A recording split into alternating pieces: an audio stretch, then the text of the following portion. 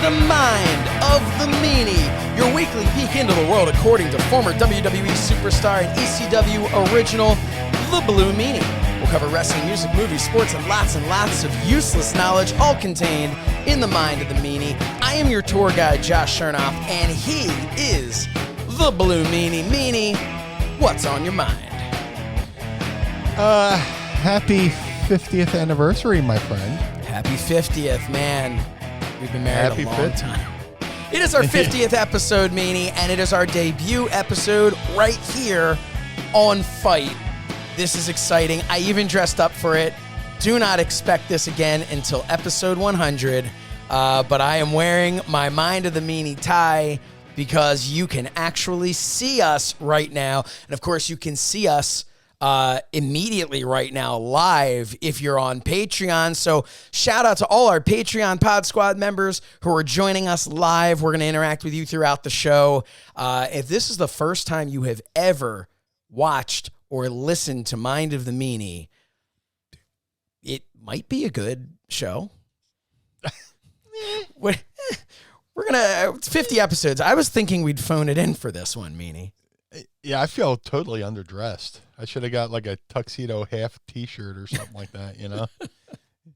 You know, the Be thing like is, be like the movie Step Brothers where they wear the tuxedo to the job interview to be janitors.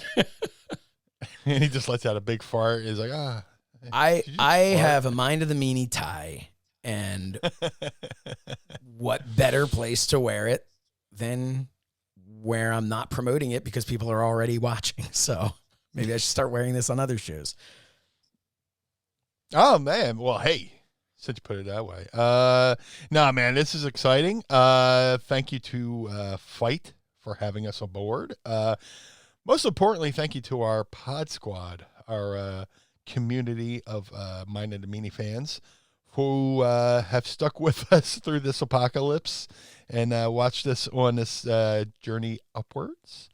You know, I mean, if it wasn't for fans, then it'd just be me and you talking, and we could just do that over the phone. Yep. But thankfully to the Pod Squad, they've helped us maintain a support system that has allowed us to adventure outwards, you know, and FITE came to us and said, hey, we'd love to have Mind of the Meanie on FITE. And I'm way excited to do this.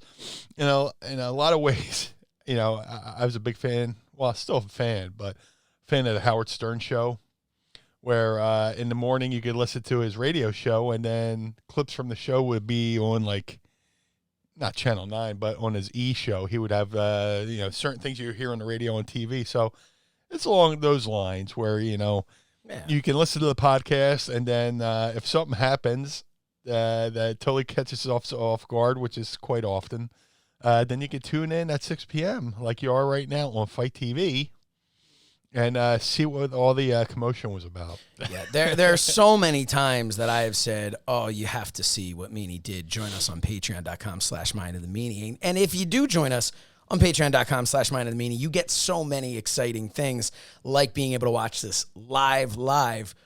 But now you can go to FITE later on in the evening because this is going to air at 6 p.m. on Monday, every week on FITE. Our podcast drops at 6 a.m. Monday mornings every single week, of course. But now you're going to be able to go in and you're going to say, wow, did Meanie just really fart into the microphone? Did he really stand up and do that? Or are they just saying that because it's like a radio show? You know, it's a little theater of the mind. Now you're going to be able to find out for yourself that no, the Blue Meanie legitimately stands up, does it straight into his microphone, then sits back down, sometimes to be offended by his own scent that he has left right here at the microphone. So basically, I'm like a dog. I do things, and I wonder what the fuck what's that smell? Ugh, you know? Then he ends up chasing his tail. Dude, I took your advice this morning. Where I'm like, well, you know, my best farts are like as soon as I'm waking up, go walk down the hallway to take the morning piss. So you're like, yeah, just run in there, turn on your roadcaster and fart into the mic. Did you really? Before you, yeah. So breaking news. I recorded to be fair, it's like half one because I let half one out in bed before I got up. But world exclusive, just like an MTV music video back in the day. The new Blue Meanie farts into his Roadcaster Pro first thing in the morning. And 3, 2, 1.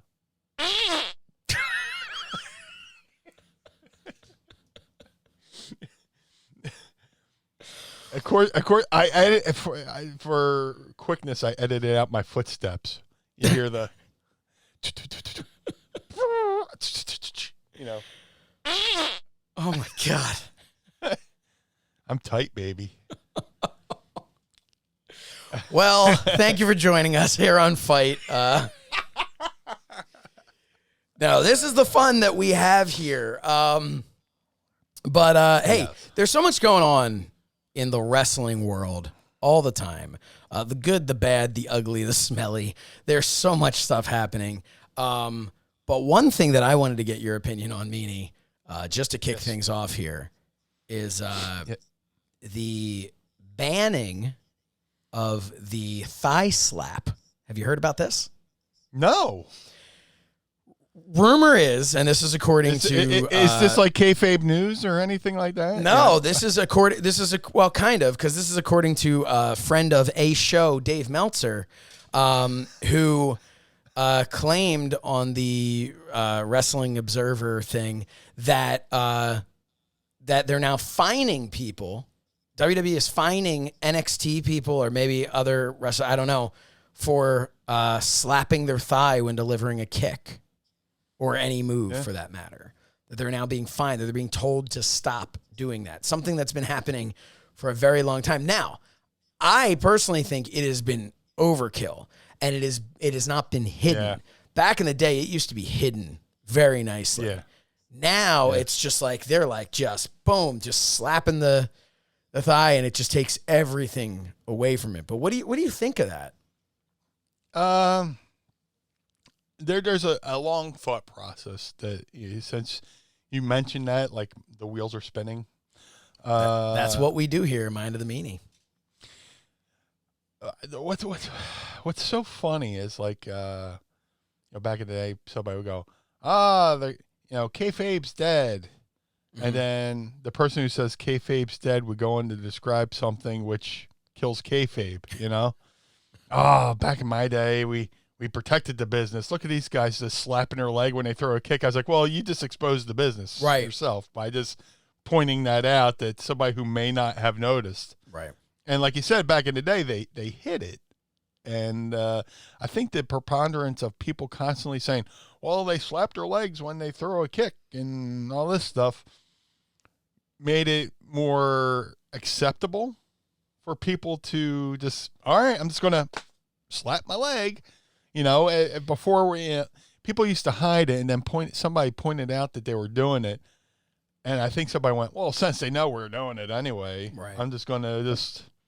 And so that's the thing, like out in public. Randy Orton a few months back had a little back and forth with like Tommaso Ciampa and some other people, and he's always poking fun at people for leg slappers.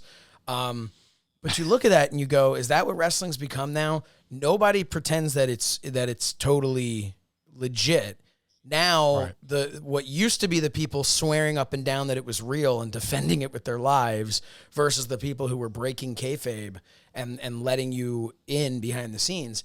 Now, the top of the mountain is the people being like, well, I do it fake better than you. Like, like when I do it, it looks real. But I'm telling everyone on the internet right now, no, it's not. But I'm so good because I make it look real. And it's like, well, then what's the point? Yeah. Why don't you slap your leg too? Because you just told everybody that, I don't know. Yeah.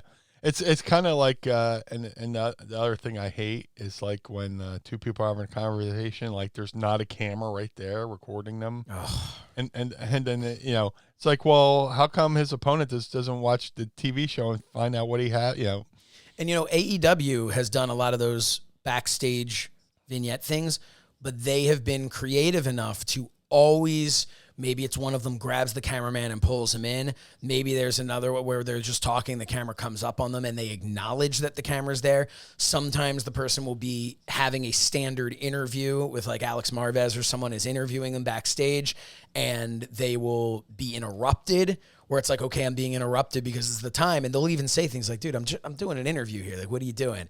And I like that because there's a certain storytelling in wrestling now that was really created by Eric Bischoff for Nitro. And it's the same format that they use to this day. WWF stole it from Nitro back in the day, and this is what they do still to this very day, but they do it in such a sterile way that it's just so formulaic that it's not even remotely interesting.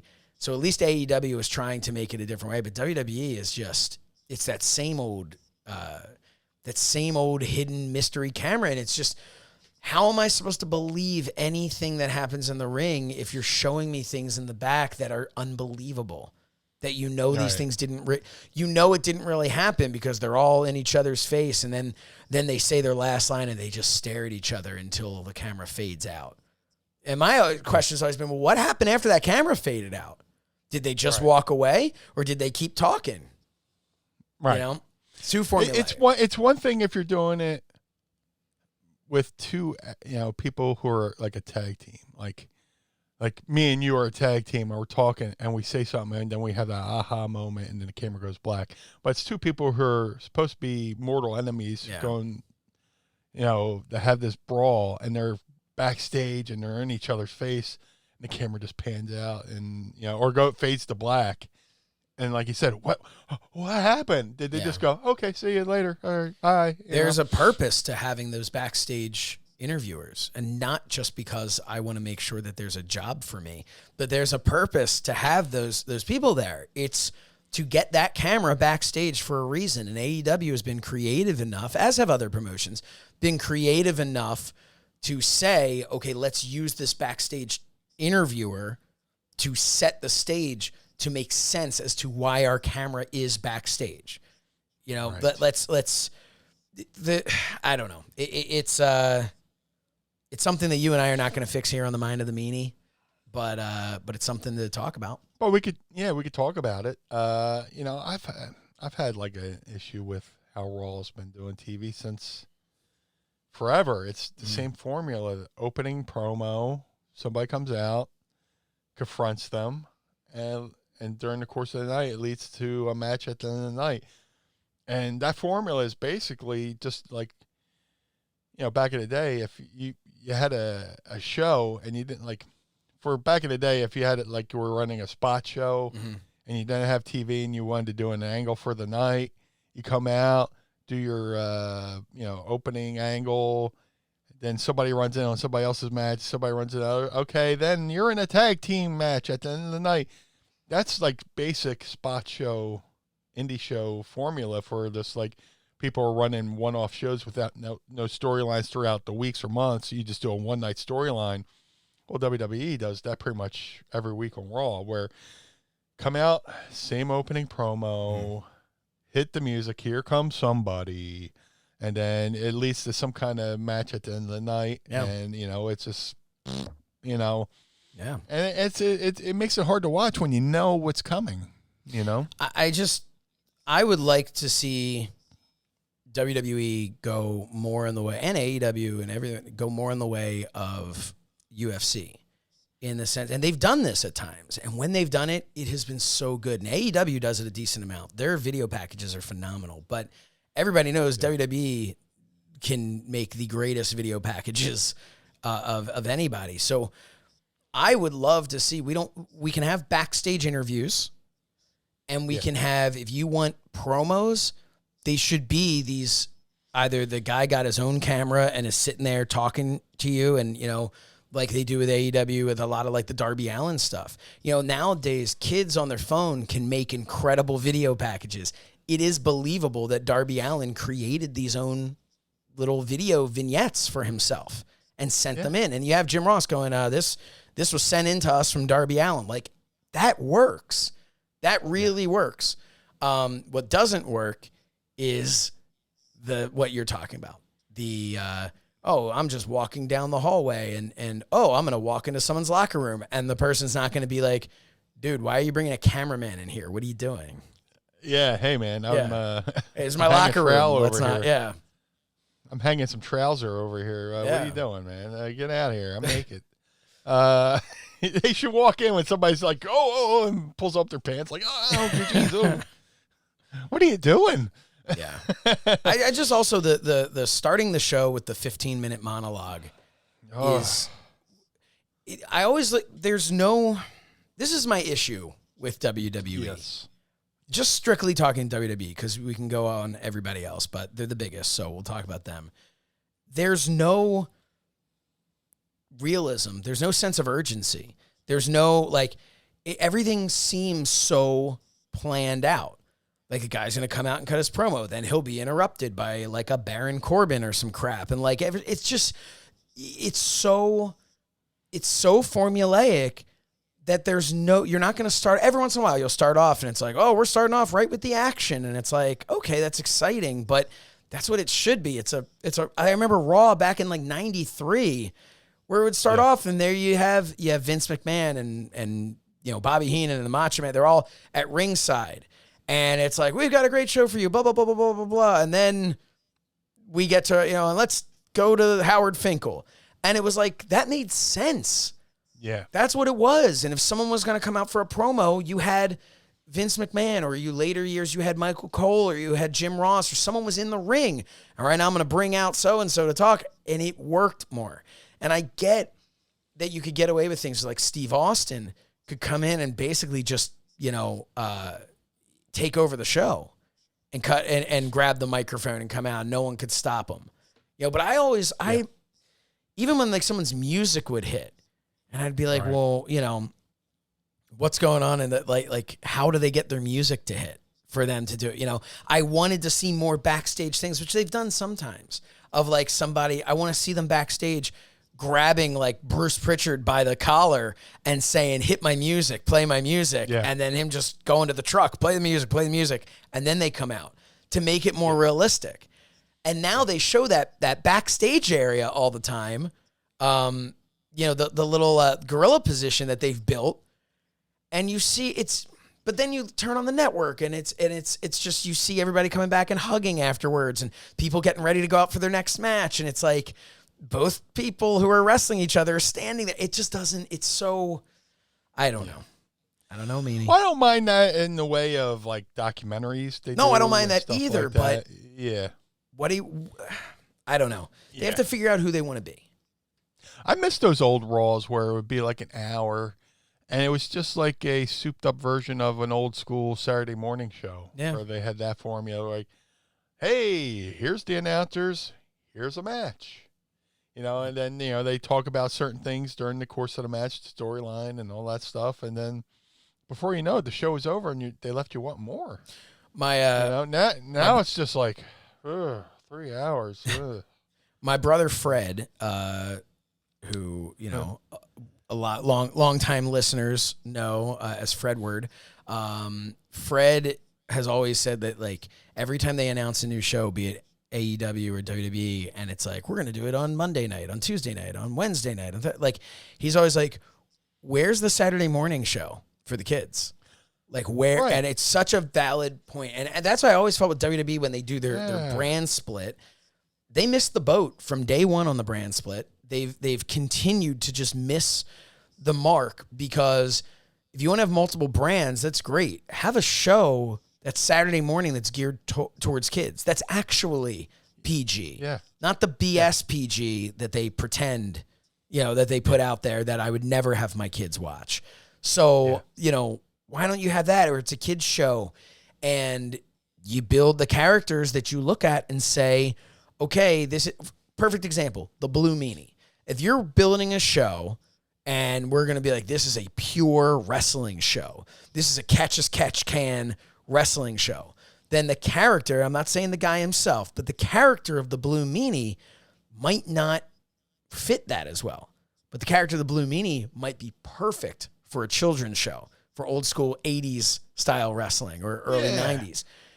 Well, now you give a job to a Blue Meanie and you make a star out of him because he's on that one show where he realistically could be in contention for the world title, because that's what that show is. It's more fun and cartoony in that regard. And I don't mean that, obviously, I don't mean that in any insulting way, but I would gladly take that. Yeah, right. They're different characters. They're different styles. And if you want to take your like Bobby Lashley, for instance, I'm not going to put him on like the children's one. You could, because he looks like a cartoon character with those muscles, but he's somebody that, okay, we'll have him and a Daniel Bryan and all these people on this, like, more wrestling style thing, or we can have like, your Roman Reigns or whatever. I just think, I don't know. I just think more thought needs to go into it. If that makes any sense. It reminds me of, like, back in the day, the reason why I got hired at WWE is they needed more talent. Mm-hmm. They're expanding their programming, and, they had Monday Night Raw at the time, and they were going to have a Sunday Night Heat, and they needed more talent. So Vince Russo, when he, hired me, he was like, yeah, we just needed more talent for these shows. And then they start doing like, Velocity and, Shotgun and all this stuff. They start hiring more and more talent. So, shout out to Fred Ward. Yeah, that's a great idea. They totally missed the ball on the Saturday morning show. All the promotions, should have at least a Saturday morning show, because, when's the most opportune time to watch a show, Yeah. On Monday, you're going to watch, Raw, because it's almost like, habit, but, Saturday morning, most people, are off on Saturday mornings. They get up, especially kids, kick back and watch some wrestling, Yeah. And you can watch it with your kids. That's the thing too. Well, that was when I was a kid, I bonded with my grandparents over wrestling. I've told the story about how I'd watch old WWF or WWF. I forget when it was switched over to the WWF. But I think when you were a kid, it was like Capital Wrestling. You son of a bitch. Me and my pop would sit there and watch wrestling together. And then when Rogers Corner came on, my grandfather was like, oh, yeah, buddy, yeah, I know him. I was like, yeah, you don't know him. And then later on, it turns out he did know him when we went to the AWA TV tapings in Atlantic City, and I walked up right at the Buddy Rogers. Hey, do you know Jim Reardon? Yeah. And I was like, he's right over there. And they started talking like they hadn't missed a beat. I was like, oh, my God, that's so crazy. Cool. How did they know each other? Yeah. Well, my grandfather used to work in Camden, New Jersey. We're from Philly, but Pop worked in Camden, and Buddy Rogers, real name Herman Dutch Rhodes, used to be a Camden police officer, but he moonlighted as a bouncer at a bar. Oh wow! So he was like he worked at this bar my pop went to. So my pop knew him, and then eventually, Herman Dutch Rhodes just became Buddy Rogers, and it was on TV. Wow! So then like years later, I'm a kid. I'm like 8, 9 years old, and we're watching WWF morning TV, and before Piper's Pit, there's Rogers Corner, and my pop walks into the room from the kitchen.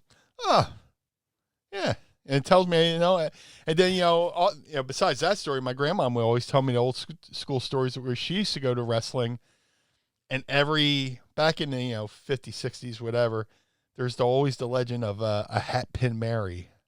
Fans would have like nicknames. There was a Hat Pin Mary, this old lady who would take the hat pin out of her head and stick the heels in the ass with her or their hat pin.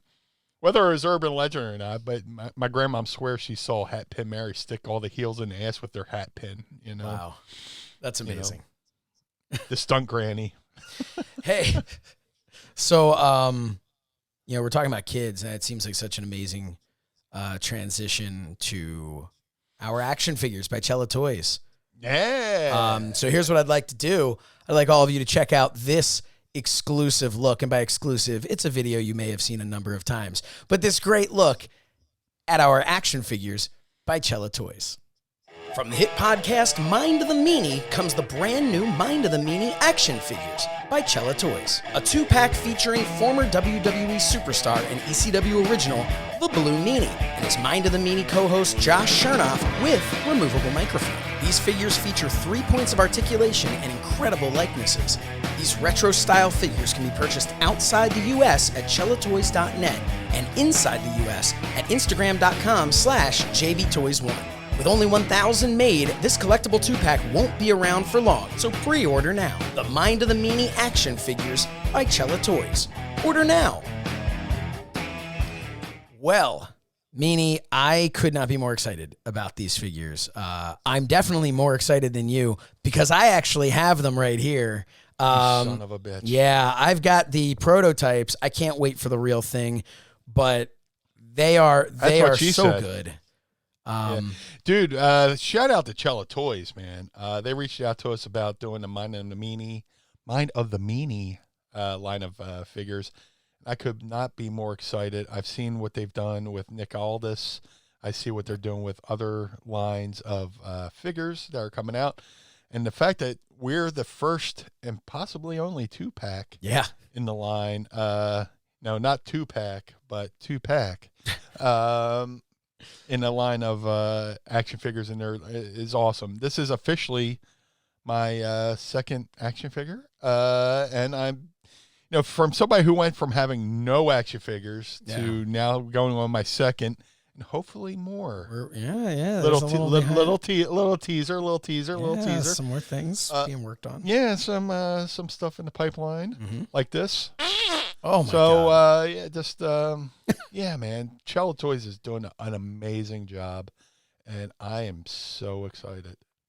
Yeah, and you taunt me because I haven't been able to, see the figures or hold them But one thing you have been able to do is you're very cruel. So we are selling now over at mindofthemeanie.bigcartel.com. You can get there by going to mindofthemeanie.com and clicking on the link. We are selling these figures ourselves. If you're outside the U.S., go to cellatoys.net. If you're inside, you can go to jbtoys1 on Instagram, or you can go directly now to mindofthemeanie.com. We'll take you to mindofthemeanie.bigcartel.com, where we are selling these. The cool thing about that is we are selling them as is or signed. So you can buy signed versions of these. We'll sign the package for you. And what we're also selling, now you're getting these for free if you pre-ordered before November 15th and sent us your information, you will be getting these for free. They'll actually be going out this week. But we have got signed concept art by myself and the Blue Meanie that you can purchase over at mindofthemeanie.com as well. Go to mindofthemeanie.bigcartel.com. We are super excited about these, and this is episode 50. In 50 episodes, Meanie, the fact that we've been able to get action figures is crazy. It's astounding, really. And that says a lot because making action figures is a huge investment. Yes. You know what I'm saying? They wouldn't be doing this if they thought they were going to sell no figures. Mm-hmm. So that is just really cool that they have enough belief in us that they can do a line of figures on this show and sell. They're limited. They're limited to 1,000 pieces, but they're confident that they can sell those, and that's flattering to me. Yeah. As somebody who we started this podcast 50 episodes ago, and the fact that we pre-sold in an apocalypse. In an apocalypse, we did this. We've pre-sold more than 50% of the total of what there's going to be in pre-sales. Yeah. The figures aren't even out yet. They should be out very soon, though. But they're not even out yet, and we've already sold over 50%. I think our goal was like 20% pre-sale. So thank you, everybody. Cool. Who I don't know who I'm. I guess I'm pitching these to the remaining 50%. But this is. It's so exciting. And we did this. Let's take a second, Meanie, if we may. Yes. If I may bring the everybody to your left is Blue Meanie's memory of when we first started this show. This is we might have people for the first time tuning in, checking this out. We don't need to give a full history lesson, but a little bit about, 50 episodes ago, we started this, and we started this show early because our goal was to go into the podcast studio at Montgomery County Community College, and every week we were going to put out an hour-long podcast. You and I would drive to this community college every week. Right. This sounds terrible now that I'm saying it, but that is a show that would have lasted 4 weeks, maybe. It just, we wanted, knowing that drive route. Yeah. We wanted the quality of a podcast studio, and thankfully we ended up with the great people over at Rode, hooking us up. We have our Rode microphones here. We have our Rodecaster Pro. Thankfully we now have this high quality equipment. When we started, we didn't. We had the microphone, which coincidentally is a Rode microphone, but I had the Rode Reporter microphone that I used at all the events that I would do. I had that. I had these headphones, which originally were purchased for Calvin Tan to wear when we were at the live events for him to hear the audio when I was recording things. And I'm like, well, I guess I'll use them for a podcast. And Meanie had, what did you have? Like a can with a string or something? I don't know what you, pretty much. It was just like a video gaming, headset. Yeah. And I had a good, I was using that. And then I realized, I wanted to do a podcast ages ago, and I went out and bought all this equipment. I had a Zoom mic. I realized I had this Zoom microphone with a regular old Shure microphone. And then the sound quality got a lot better after that. Yeah. But then, like you said, Rode was so kind enough to, reach out. And we have this great Rode equipment that we record on every week. Yeah. We record on both our ends, and I send you my files. You splice them together, and we sound like we're in the same room. Yeah, it's really been awesome to be able to watch the progression as things have grown, and we haven't done it alone, like you mentioned, Rode, but also our Pod Squad. All of you who have been listening from day one, Patreon or not, but of course we got to give a shout out to our Patreon members who have, really funded this show in a lot of ways. We really, really, truly appreciate it. Without the support of all of you, of the Pod Squad, Meanie mentioned earlier, we'd just be talking to each other on the phone. And when we started this, Meanie, when you first reached out to me, and that makes me seem like a big shot. So I want to actually go back another year. So almost, I believe it was almost, if not to the day, almost to the day of when you sent me a message asking if I'd be interested in doing a podcast. Yeah. A year earlier, I sent you a message and you big dogged me because you had posted something about, should I do a podcast on Twitter? You'd put that out there. I did a poll. And I shot you a message and said, hey, man, if you're ever interested in anything I can help with, I obviously was doing Bill's podcast, more than happy to help out. I don't even think I pitched myself as doing it with you. I basically was just kind of like backdoor working my way in there. Like, hey, any help you need, just let me know. And you never responded. And I was I'm horrible at Messenger. And but then I saw you like a week or so later, I think, at an MLW show, and I kind of was just like, I like mentioned it to you, and you're like, yeah, I don't know if I want to do one. So, you grabbed me by my collar and you slapped me. How dare you no-sell me? Yep. And I was just like, oh, I'm so sorry, Mr. Shernoff. You didn't know what was going on. I walked over to you. I set up. I unfolded my step stool. I stepped up. I grabbed your collar. I looked you right in the eyes. No, but so we were at an MLW show in February of 2020, right before the world ended, and right on the cusp. We did an interview, a really good, fun interview for On the Ropes, which is right here on FITE. You can find that On the Ropes on FITE, and we did this great interview, and that was kind of, I think, what sparked it for you. And then you reached out to me, which was the the coolest thing, and it changed my life for sure. It absolutely. I mean, that sounds like hyperbole, but it really did. I mean, my life today. I mean, hell, man, I've got a freaking action figure coming out. That was not in the cards for me 50 weeks ago. So, well, here's the deal. It's like I've always told me I should write a book or do a podcast. And it's like, yeah, I'd love to. I've been trying to write a book for the last 15 years. I got stories written. Mm-hmm. It's just, what else do I write about? How deep do I want to go? But then it came to the thought of the podcast. I was like, man, I do want to do a podcast.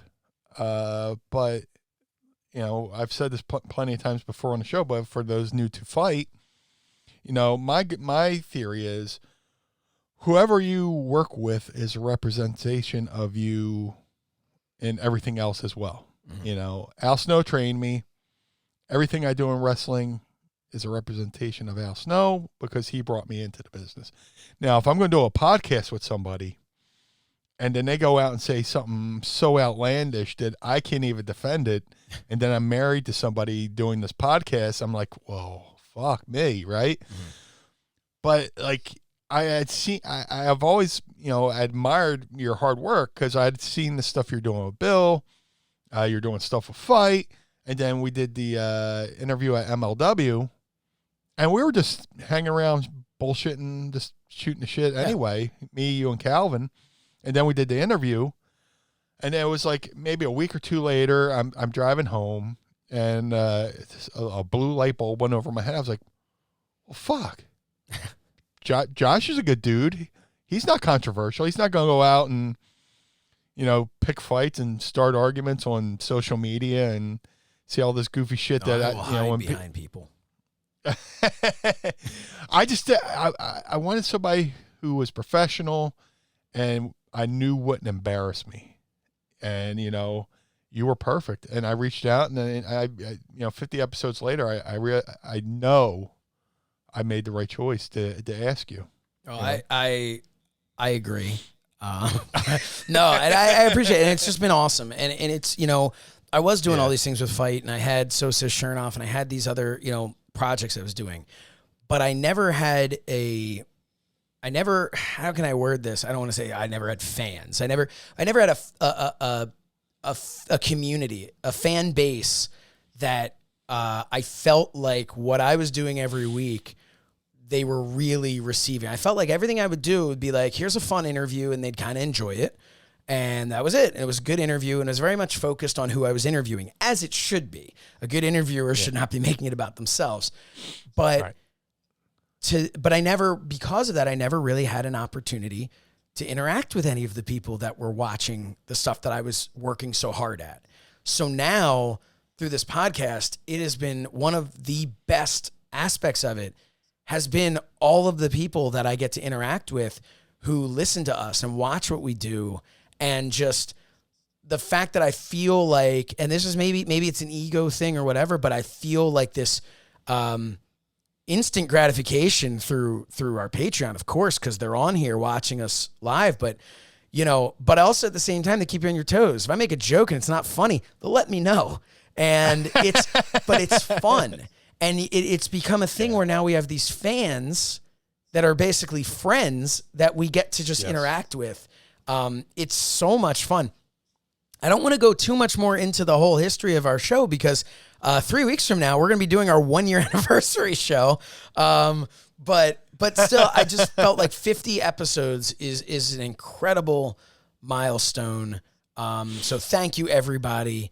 I mentioned interviews, and we don't do interviews on this show. We don't have guests. Right. That was something in the very beginning that Meanie said to me. I don't want to have guests because I don't want the pressure of having to get someone on every week. I don't want to bother people every week. I feel like I'm a bother sometimes. Yeah, I feel like, but I agree completely because it's just like, hey man, you want to get on the show? And at first someone's like, yeah, oh, that'd be awesome. And then you're just like, hey, so what date works for you? And they're like, oh, this one doesn't work. Oh, well, what about this date? What about that date? And it's like, then it becomes work. It becomes, we're on episode 50, and I feel if we had guests every week, Al Snow would have been on like 20 times by now. Yet, Al has been on 0 times. Yeah. And that's not a knock on Al. It's just like we're talking about Rolodex, No, I think maybe we should try and get Al on for our 1 year anniversary. What do you think? Yes. Yeah, let's try and do that. Al, we did aim for because we had a goal for 500 followers on our YouTube. Yes, to get guests, and we had a fun episode with that. We almost had Al on that, but he was traveling, flying somewhere. Yeah. And it just didn't work out scheduling wise. But people always hear that as like this like random excuse. Oh, we couldn't work out our schedules. And you always, like, I used to always think about that when like it'd be like, oh, we wanted to bring this person back for a cameo on a TV show, but we couldn't get our schedules to work. And I'm always like, what do you mean you couldn't get your schedules to work? Just figure it out, work it out. Turns out scheduling is the most complicated aspect of doing any sort of a show. And as with the interview we're about to have now. Yes. Yeah. So we decided for our 50th episode, we would have a special interview. It was an interview that we promised for our YouTube when we hit 1,000 subscribers over at youtube.com/mindofthemeanie. And we will. Then scheduling made it a little tough. Now that interview will be available in its entirety on its own on our YouTube channel. That will be there. But yeah, we just said, you know what? We finally can work this out schedule-wise. We were able to do it earlier this week, and we said, well, let's just do it. Let's put this in our episode 50. Why wouldn't we? Yeah. Because, and Meanie, tell us a little bit about how this interview came to be. Well, our guest, Andrew from Wildcat Championship Belts. I would say Andrew Lazarchik. Is that correct? I'll take it. I'm trying to. It's Lazarchik. I don't want to call him Lazarchik. That doesn't seem right, but maybe it is. Right. And that's why, in full disclosure to the podcast, I've been lying to you folks and not saying his last name because I was like, oh, I don't know if he wants his last name out there. It is I couldn't pronounce it. I couldn't pronounce it. In the beginning of the interview that you're about to see, Meanie's like, and we're here with Drew. Or no, you're like, we're here with Andrew or Drew. And and we just ran with it. I've known the guy for 27 years. I still can't pronounce his last name. But that's I'm glad you brought it. I wasn't going to out you on it, but such a awesome dude. Andrew is he makes every single WWE belt that you see. I'm sorry, championship. He made my BWO belt, which I proudly display behind me with my big fat head. I was going to say, you proudly display it. Yeah, my favorite tie is right in the center of my my display. Yeah. No, it just I'm not a perfect person, people. All right. So, by the way, when I asked you to explain how this interview came about, that was so that I could pull up his name real quick to try and say what his name was. Full disclosure. And that's what we do. If this is your first time tuning into Mind of the Meanie, this is what Mind of the Meanie is. And when you go to all of your friends and say, you need to watch this on YouTube or watch this on FITE or subscribe over at Apple Podcasts or wherever you get your podcasts, what we want you to tell people is it's talk radio. It's basically Meanie and Josh sit around and bullshit for 1, 2, 5, 10 hours. And that's those early shows were like 4 hours. Holy shit, they went on a long time.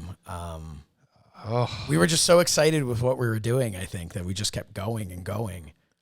Talking to other people. I was beginning the quarantine, I love Mrs. Meanie. I think that was a lot of it. Now that I'm thinking about it, Meanie, I think that was a lot of why they went on so long. Yeah, it's just like talking to somebody outside the bubble, and they were just, yeah, I'm a human too. What are you doing over in your human area? Just like when two dogs see each other out in the wild, just fucking. Meanie and I were basically sniffing each other's butts for 4 hours. What helped was we got the Roadcaster. Oh God, were you gonna press that button? I did. Oh God. I guess I talked over it, but everyone else will be able to hear it. You know what though? That's not the only one we have. We also got for anyone who's joining late to the party. Here's one that we have from Meanie. Here's another one we have from Meanie. And now we have the newest one. So, that second one sounded like it had company. Yep. Oh man. But anyway, so to our interview, we're gonna throw our interview right now. It was earlier in the week with Andrew Lazarchik, or Lazarchik, from Wildcat Belts, the creator of the WWE's championship belts, among many other belts. He talks to us all about it. Some great pictures. So if you're just listening to this, I recommend that you go check this out on our YouTube, youtube.com/mindofthemeanie. Check out this interview or watch this on FITE, because we have some pictures he sent us that we get to kind of show throughout the interview. And it's really exciting. So right now, without any further ado, this is Meanie and Josh sending it off to Meanie and Josh. So this is a very cool episode. Very cool that, we don't really have guests here on Mind and the Meanie, but being our 50th episode, I'd like to bring somebody on who is not only part of my history, but is part of wrestling history now. We go back to the days of Steel City Wrestling with Norm Connors, and had plenty of good times in the beginning of our careers, but I've gone on to do my thing with ECW WWE, and now this gentleman right here does plenty of things for all things wrestling belts. My good buddy Andrew Drew, right here, all the way from Latrobe, Pennsylvania. Latrobe, baby. I kind of set you up for that one because I knew. I see how you do it now. Exclusive estates, Latrobe, right here. Wildcat Championship belts. Awesome, man! Thank you for joining us. I know Josh is super excited. I'm very excited too, because we're both belt marks. But he's like, "Hey, do you think he can get the Andrew on? We can talk about." I have been so excited for this, and this was originally we promised we would do this for our YouTube subscribers when we hit 1,000 subscribers. And then we were like, well, we're also just going to put this on. We were like, well, why don't we put it on here? Why don't we put it on there? Because we're both very excited. But yeah, I think I might even be more excited than Meanie about this, just because I'm a little bit more removed. Like Meanie has a belt from you, which we are definitely going to want to talk about. I have a belt that's always sitting over my shoulder. I'll grab it here and destroy my entire setup. But I've got this belt that was made by Reggie Parks, my old wrestling company and stuff. And it's got the little Reggie Parks signature on there. Right. But so for me, that was growing up. All I really knew about belt makers was Reggie Parks. As time went on, you start to learn about like J Mar and like things like that. Those were all the names in the 90s that, J Mar you knew because you saw his gigantic J Mar tag on any belt that he did. Yeah. But so I'm interested, if I may ask, just how did you get into this? Like Meanie mentioned, you guys go a long way back. So how did you get into wrestling? But then how did you get into making belts? Because every kid, you always have a story. Anyone who ever grew up wanting to be a wrestler or became a wrestler, they had their cardboard belt that they made, or they got their replica belt that they altered or whatever it is. And like the dream come true, I feel like would be to be able to just make your own belt. And we'll get into the difference of quality of some belt makers in a minute, but how did you first get into belt making? Well, I've been a wrestling fan since Hulkamania came on the scene. So 1983, 84, that's when I got into wrestling. I was a Hulkamaniac, but Andre the Giant was my favorite. So I was pulling for him at WrestleMania 3. But so I was a wrestling fan growing up, and me and Meanie, I think we're about the same age. I was born in 76. Yeah, you don't look nearly as old as Meanie. You son of a. Well, wait a second. Oh, all right, there it is. All right. Right there. But yeah, so I was a wrestling fan in the 80s and 90s, and anybody who was a fan back then after the big boom in 87, 88, and even in 89, wrestling wasn't as popular, and you weren't exactly cool for being a wrestling fan. Sure. But I didn't care. It never stopped me. I watched it every week. Every Saturday, Sunday, and then Mondays, when it started on Raw. I was a WWF guy. But I did watch NWA and WCW and AWA. I loved AWA on at 4:00 on ESPN from the Showboat Sports Pavilion in Las Vegas, Nevada. Wow. As Rod Trongard would say. But anyways, but just kind of like you said, I made them out of paper. My aunt, she worked at a bank here in town, and if you remember the old dot matrix printers, where the paper was like a giant roll and it was like perforated every 11 inches. So she worked at a bank, and she would bring me all of her leftover paper, the dot matrix paper. So it would be like connected. So if I could find 3 sheets of paper that were still connected, that could fit around my 10-year-old waist. Wow. So I would find the 3 sheets, and then I would just draw a belt and cut them out and color it, wear them around every day. I'm talking like every day I'd draw at least 2-3 belts. And then, so that's kind of how it started. And then as I got older, my dad, he was a pharmacist. He owned his own drugstore here in Latrobe. And one of his clients was a roofer, John's Roofing. And we had to have our new roof put in, new roof and new siding on our house. And at that time, what they put on your shingles, under your shingles, was this rubber sheet. It was this rubber roofing, it was called. But when you're 10, 11 years old, that looks just like leather because it's black. And I'm like, oh, there's all scraps laying around. So I started using that, and we had, new siding. It was metal siding. So I'd get sandpaper and sand the siding down so it would look silver. Wow. And then at first I would draw a Sharpie on the pen or on the metal, and then glue that to the rubber roofing. And then as we fast forward, my dad saw that I was doing it. He asked John, who, came in the store all the time, hey, if you have any more scrap, drop it off. And every 2 weeks we would have a pile of scrap rubber roofing in front of our house that I could make more belts on it. So I've never forgot that. Do you have any of these? Do you still have any of these belts that you used to make? The originals, no. They're all but a memory. I've looked and looked, and my mom keeps everything, but for some reason those ones just didn't make it. I don't know why. I wish I did. She sold them on eBay. Yeah. She would have had to have me come over there and tell her how to turn the computer on first. So. But no. So they're gone, unfortunately. But I do have some older ones, but I used to make them. Then as I kind of stepped up in the world, you ever see like on a door, like not necessarily a fancy door, but at the bottom of the door, there's a kick plate, and it's usually brass.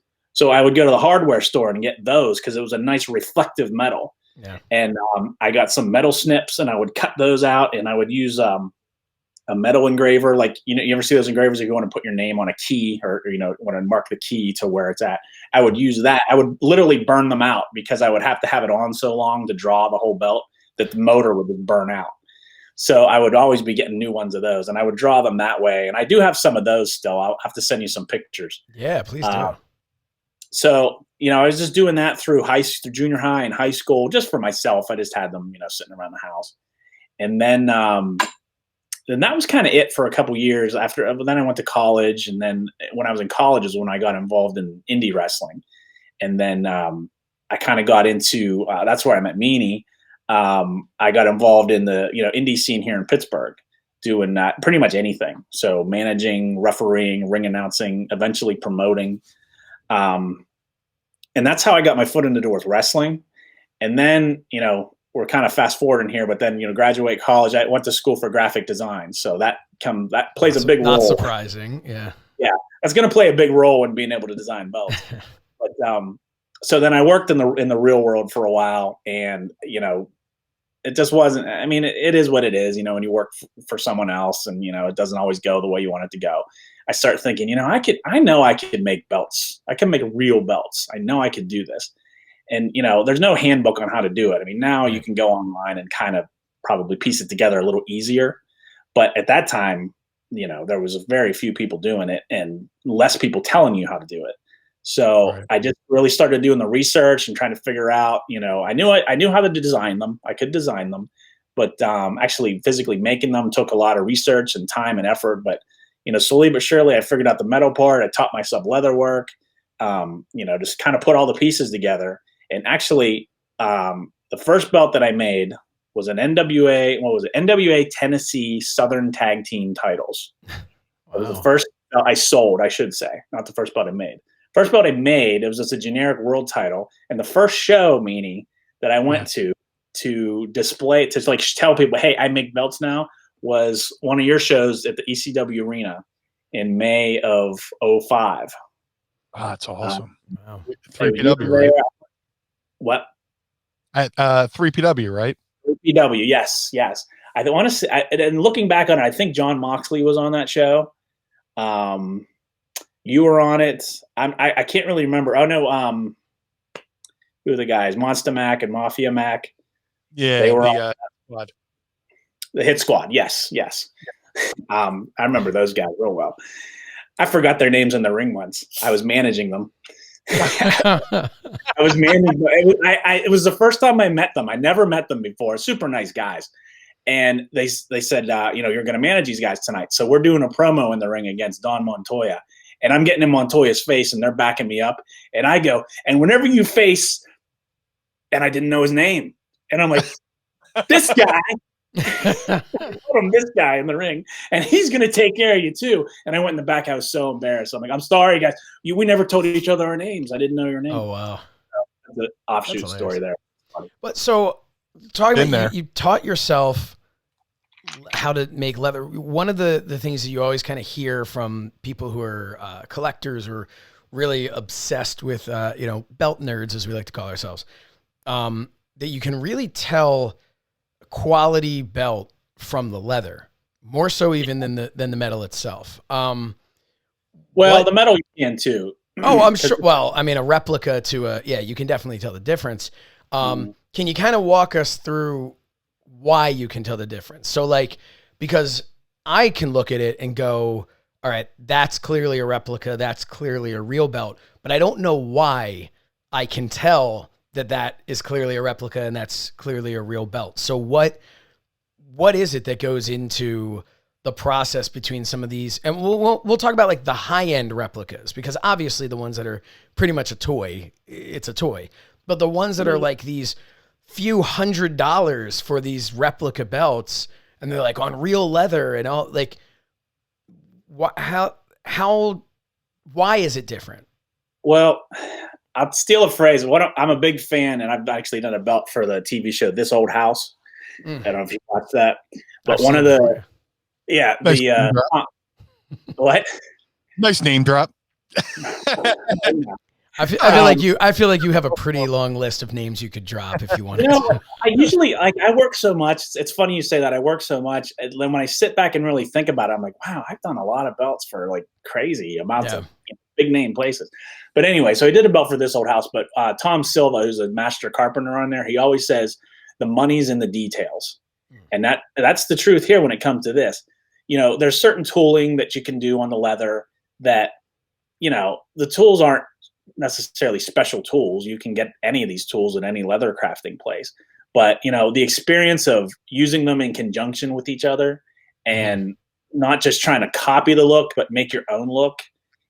Belts kind of are what they are, so I'm not going to come off here and say that I'm the most original. I came up with this whole process. I can think we can all thank Reggie Parks for that. I mean, I've had the good fortune to actually thank him in person for what he's done. But that's really where the difference is in the little small minute details of the tooling and the way the leather's cut and finished on the edges and things like that. The real belts are real leather, but like when you get into the replicas, that are like the $300-$400 ones, they're definitely great. They're nicer than anything we had when we were kids. Oh God, yeah. But they're they're made. They're not. Well, some of them are leather. The really high end ones are leather, but a lot of them, I think, I don't know. I've never made a replica belt. They're more of a like one big stamp. You know what I mean? That comes down like on a big pressure thing, and it's they have like a die made with the shape and tooling and everything, and just boom, and it's one big stamp, and that's it. Whereas with real belts, you have to, each one of those little specks is a pound of the tool. Wow. So it's a way more time involved, way more effort involved in making a real belt than the replicas. Meanie, do you have any questions? Because I could just keep rolling here. I've got 100 more in the chamber. So if you want to jump in with something. No, I had a feeling that you were going to hijack the interview, but is that because of my love for belts, or because you've done 50 episodes with me and you just kind of know? No, I know that today's your Christmas. You Yes. get to talk about belts and stuff like that. And I'm trying to remember. Did you make belts for those early Norm shows too, as well, or no? Steel City, I did. Yeah, I remember you belts because it's kind of cool, how our worlds kind of went on a similar trajectory. With you were managing, I was wrestling, and then you started bringing the belts around to Norm Connor shows and stuff like that. And then here we are all these years later. I got the BWO belt behind me, and I was the world title on TV. I'm making the world title on TV, so that's crazy. I'm glad you brought that up, because I know, obviously we're not putting you on here to get trade secrets, and I'm sure there are so many questions that I could ask that people want to hear that we're just not going to go into. But how much of your involvement of how you got to where you are now are you able to share with us, of how that came about, because that's kind of a big deal, the absolute, this is the top of belt making, to be able to be making championship belts that are, in the WWE. How do you go from, you're making the belts for Steel City, you're doing things like that. Is it almost like a bidding thing? Is it kind of, or did somebody just see your work? And no, it was making my own opportunity, quite honestly. When I started professionally making belts, it would have been in 2005, like I was saying. May 15th, 2005 was when I officially started a business, and I was just doing it on the side. But I was making belts and they looked good, but I knew they weren't WWE quality yet. But you can't fly into flying, you know what I mean? You got to Sure. Learn first, what you're doing. So it took me, I would say, a good 2 years before I got the quality where it really needed to be. And I didn't even want to contact WWE, because you only have one chance to make a first impression. Right. So I didn't want to contact them and show them some crap, or what they would look at as being crap. Can I ask, what is the difference in the quality, in the sense of, you say it took you 2 years? Was it just the stuff you were doing by hand? Was it, obviously we're talking about the details, but what would you say you worked on in those 2 years that made it so different? Well, yeah, definitely the quality of just the craftsmanship, the painting. At that time, I hadn't really figured out the metal work just yet, the best way to do the metal work. Okay. It was a lot thinner. My first ones were a very thin metal. It was actually, they were engraved directly onto brass, which is a very thin metal and a very shallow etch. So it looks more like the replicas. Okay. Excuse me. The original replicas that used to come out. But so I got better at that. Design work wasn't as big of a deal, because WWE does all their own designs. So it certainly helps whenever I need to do what I got to do, but I don't have any input in any of that. So I got it to the point where I knew I had the quality that they could use on TV. But, like you said, it's a matter of, well, how do you get in? Who do you talk to? So went to a show here in Johnstown, Pennsylvania, the Cambria County War Memorial. There was a WWE live event. I purposely got a seat on the aisle right by the ring entrance, and I had it all timed out. I was waiting for intermission, and here comes Howard Finkel to go to the locker room. And I don't know how I got his attention, because everyone was screaming for him. I got his attention. I knew I had 2 seconds. I'm like, Howard, this is legit. I make real belts. Who do I got to talk to in the office to work on to get these belts in the right person's hands? He told me the department to contact. I called that number on Monday, got a call back on Tuesday, and said, hey, I'm just looking, I make belts. I just want to show you what I can do. And they were like, that works out perfect, because we're looking for someone new to make belts for us. Oh. And I said, well, and I had made a belt. I back up here. I designed my own Intercontinental title belt, just to show them that I could design and what I could do physically, making the belt. Your own, of their style Intercontinental belt. I just made it to be able to show it to them. So they say, well, send us the belt and we'll take a look at it. And right there I knew that was my opportunity. I said, well, I could do that, but I'd really just like 15 minutes of your time to sit in front of you and tell you about what I do and my past and, how I can help you guys. And they're like, well, how does next Thursday look? Booked an appointment for Stamford, Connecticut next Thursday, drove up to Connecticut, got to go to Titan Towers, meet with the department, and they liked what they saw. And a couple months later, I got my first order for the United States title. Wow. Awesome. So that's the obviously not the current, because this was a while ago, the previous, the one that everybody remembers.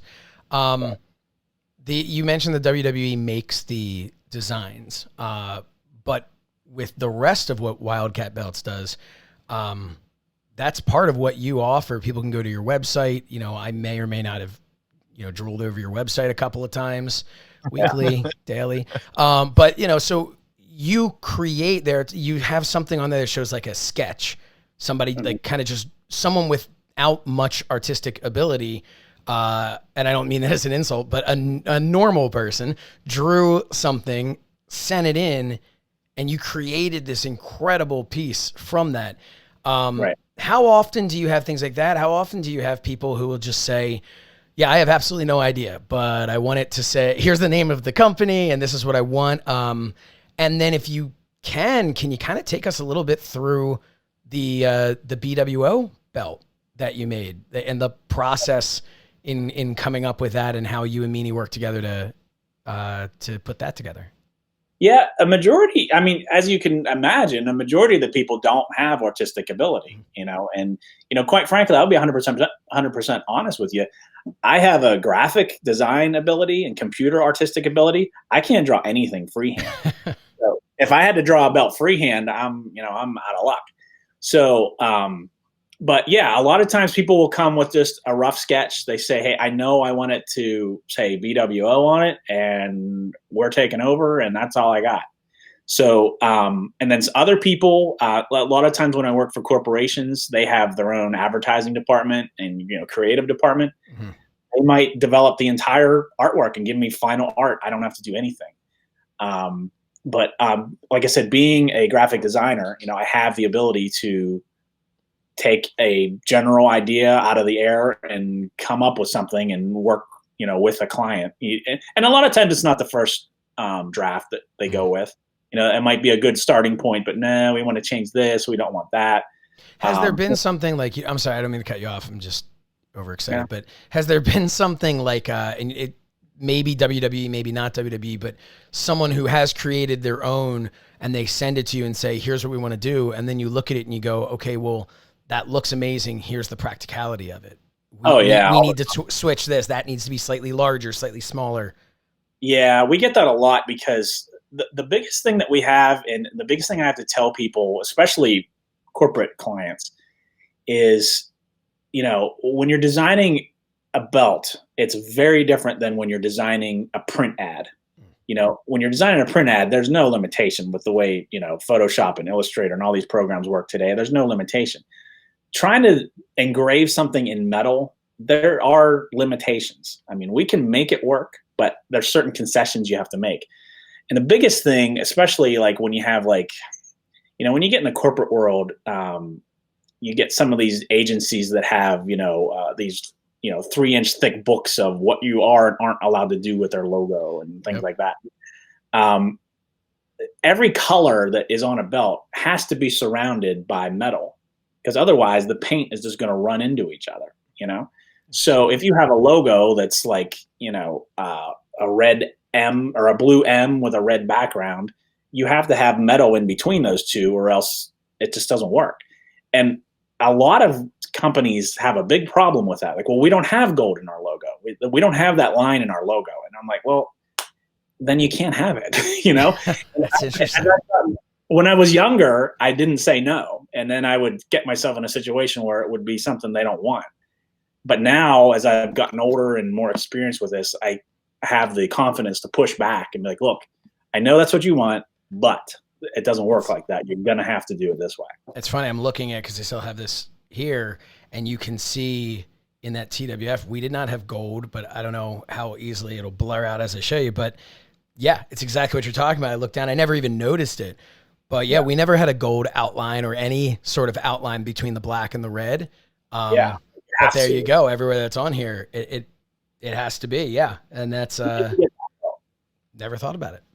When did you get that belt? I got this belt, it arrived in the mail June 18th, 1999. Wow. Yeah, that's cool. It's really like my prized possession here, that I think, based on the fact that it's the Teenage Wrestling Foundation belt, is pretty much worthless to anyone else. But to me, because this was made, as I even got older, the fact that this was made by Reggie Parks is yeah, I mean, it really means a lot. And obviously, you know, I don't have to explain to you what he means to the belt community. But yeah, so when it comes to Meanie's belt, so like, Meanie, did you give him like a sketch or a drawing of like, hey, here's kind of the outside shape I want? Or when it came to working with Andrew, it was pretty easy. And I learned this, and it's funny, Andrew, you just said, you know, how you had to learn how to push back. I learned a lot from my friends who do tattoos. And they get people come in and go, I want this and that or whatever. It's like, well, that'd be $2,000, you know, or whatever, because they want everything crammed in this one little thing, but they want you to work on the price. But I was like, look, I learned from my tattoo friends, leave it in the hands of the artist, and you usually get the best results. You know what I'm saying? The people. I have a client right now that I'm literally on the 6th proof, and it's. I gave them something that I thought looked good, and they tweaked it, and now they're tweaking their tweaks, and now they're tweaking their tweaks, and it's just like, at this point, I'm just like, whatever. I get to a point where it's like, I did what looked good, and we want to tweak it a little bit, okay, but now we're down a road where you're doing whatever you want to do. You're going to get, if you're happy with it, I'm happy with it. But if it were my choice, it wouldn't be what I would do. But, you know, customer's always right. And that's when you charge the asshole tax. Yeah. But, yeah, when it came to Andrew, I was just like, you know what? Here's some bullet points. I definitely want, of course, the BWO logo. I want, the established date, kind of like a business, you know, established on. And I sent him the BWO logo. I sent him the T-shirt logo. I sent him the BWF&O artwork. I said, have at it. And I trusted him because, you know, his quality can't be denied. So and he sent me an initial proof, and I was like, that it's perfect. It's perfect. I don't think we changed it at all. If I'm not mistaken. I don't think we changed anything either. And I was surprised because, like, when it came to the ribbons or the banners or whatever that's called, it's like, man, I don't know what to put in there. You know, I don't want to, you know, Blue World. And then you came up with the great idea, just putting We're Taking Over with the banners and stuff. And as soon as you sent me the artwork, and the cool thing about this whole process is you sent me progress photos, and it was just like, you know, I don't normally do that. I know, and I haven't shared them either. So you know, because that means a lot to me as well. So, but yeah, man, what was it like working on the BWO belt? Because you know, that was pretty cool. I basically said, "Here's my bullet points. It's in your hands."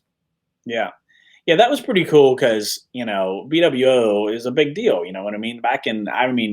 You and I, at that time, we were friends, but you lived in Philly, I'm here in Pittsburgh, so we didn't talk that often when the BWO was actually happening.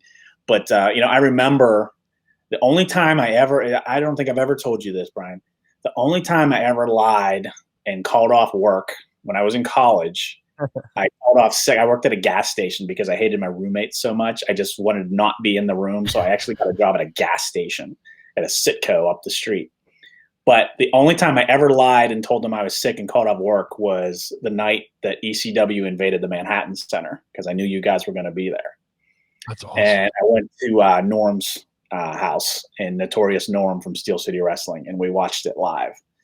But that was pretty cool to have, you know, to be able to work on something that, you know, is, you know, it's a legit iconic happening in wrestling, you know, the BWO. But yeah, when you sent me the stuff, I just, kind of was playing with it. And, you said you wanted a classic look. You didn't because we can do a belt that's a totally modern, not your typical type of belt, but you said you wanted something classic, but, with the BWO, just the whole, mystique around it was, the we're taking over and BWO in your face. So it's kind of like a classic belt with a stamp right on it. You know what I mean? That was kind of the idea behind it. I think it turned out great. I love it. I've seen people at conventions just come up to that belt and just stare at it, myself included. But yeah, I've seen so many people that they're just like, this is so cool. Because again, and this is nothing against anyone who has a replica belt. If I was not in the business and if I was a kid, my God, that would have been the only thing on my birthday list would have been replica belt after replica belt. So I get it completely. But you go and you see these belts, you're not used to just seeing a real belt, and then to see one as custom as the BWO belt, it's just really, really cool. I think one of the cool things too is, for me, is, I've made, I don't know how many belts over the years. It's been almost 16 years now, thousands. But when I see, go to conventions and someone might have an old WWF belt or NWA belt, I'm still am like a kid again, and I work with these every day. That's what I do for a living, but it's still real to me, damn it. I love these belts. So I still have that same feeling too, even though I'm making them. Yeah. You talked about, is it hard to part with some of these? You're like, man, this is really nice. Maybe I'll keep this one for myself and make another one for them. Yeah. Yeah. No. They're spending the money. That's going back to, I actually got to tell him this too, going back to, being a fan in high school and it not being popular in junior high and people making fun of you and stuff. Yeah. Bobby the Brain was on the Arsenio Hall show and he was being the weasel and everyone was calling him names and booing him and hissing him and he was making fun of him. And Arsenio goes, does it bother you when these people call you a weasel? And he said, none of these people greet me at the bank when I make my deposit. And it's a funny line, and it's true, but literally 14-year-old me heard that, and that really stuck with me. Knowing that someday I'm going to be making a living somehow in this business of some sort, whether it's in wrestling or doing belts or anything, you know what I mean? That screw the other people. What do you care if they don't like you? You know what I mean? So when it comes to belts, yeah, it's cool, but it's a living, and I don't mind parting with it. I take my pictures and put it on. So you didn't make your own WWE championship that you just occasionally take out of the closet and wear around the house. For as many belts as I've made, I really don't have that many. You know what I mean? You would think I would, but I really don't. I just have a handful, one or two here or there, and they're not even displayed anywhere. So you're like the chef who doesn't like to cook at home. You're just like, I'm assuming things are very different than they were back in the day. You always hear the stories of Reggie Parks or Dave Milliken will tell stories about how they have all these ring used belts. Well, how do you get them? WWE just sent them back. They're like, oh, we need a new one, a fresh one. Here's the old one. Yeah. And they're just like, okay, I guess I'll keep it. I'm assuming nowadays when WWE's done with the belt, they don't send it back to you. They just put it in the warehouse somewhere. No, we don't. I don't get involved in any of that. Another question I have for you, refurbishing belts. So you have, I believe on your website, there's something about that, right? I hope not. Or I've made it up. Maybe it was me looking at it going, I wonder if he would refurbish a belt. A lot of times the other request I get a lot is to re-leather replicas. Okay. Like a replica, they want the leather. But honestly, I don't do that because the amount that I would have to charge to make it worth my while, not to sound arrogant, but to make it worth my while, it's probably more than the belt cost you. You know what I mean? Right. So I just don't even do it because it's actually, there's a lot of work in that because when you make a belt from scratch, I have it all on the computer and I have all the measurements and everything like that. It's all digital. And then an output, I make a little bit from that. When you're sending me a replica that I didn't make the plates, I literally have to measure them by hand with a ruler and write it down and figure it out. It's actually more work to do that than to make a real one. So it's interesting. I just don't get into that. You talked before about how, companies will have their logos and I've dealt with that even, our show now, this episode is our first one airing on FITE, and FITE has the same thing where they'll send and say, this is the size has to be, this is the exact color red in the logo, this, all that stuff. Do you have, if we look back at some old belts, there are times, what jumps to mind is the tag belts that Money Inc. held back in the day where the world, instead of being red, was like black paint. Yeah. Is it specifically they come to you, like a WWE, for instance, would come to you and say, this is the exact red you have to use, this is the exact blue you have to use? Or do you have, and I know a lot of their belts now don't have as much color as they used to, but are you able to just be like, hey, I think this will be a pretty nice looking blue on it this time? Or does it have to be? Well, it depends who you're dealing with. Certain companies you have to, you have to do what they're asking for. Other companies, again, you can push back and be like, well, look, it'll be close, but it's not going to be exact, and it's fine. I haven't really run into an issue where, I did a belt and they got it and they were like, well, this is totally wrong. This is PMS 300, not 301. That hasn't happened. It's surprising. Now that I said that, it's going to happen next week. Yeah. But sorry. Yeah. But there's certain places you have to be exact because they're paying top dollar. But there's other ones too, not because they're not paying top dollar, but there's certain, it kind of goes back to the metal thing I was telling you about. You have to be realistic. You know what I mean? This is not print media. This is engraving in metal and custom fabrication, one-off type thing. We're not doing 1,000 of them and we can waste 300 to get before we get it right. You only have one shot. Do you have a dream belt that you would like to make that you've never been able to? And do you have a favorite belt that you've ever made? Well, I kind of did that with the dream belt whenever I got to do the WWE World Championship. Yeah, I mean, you can't really go much. No, it doesn't get higher than that. So, I had I tell people I had I'm not a worker, I'm not a wrestler, I'm not in the WWE, but I personally feel I had a WrestleMania moment whenever they unveiled the women's championship at WrestleMania in Dallas. Because that was awesome. That was the first legit world title that I made.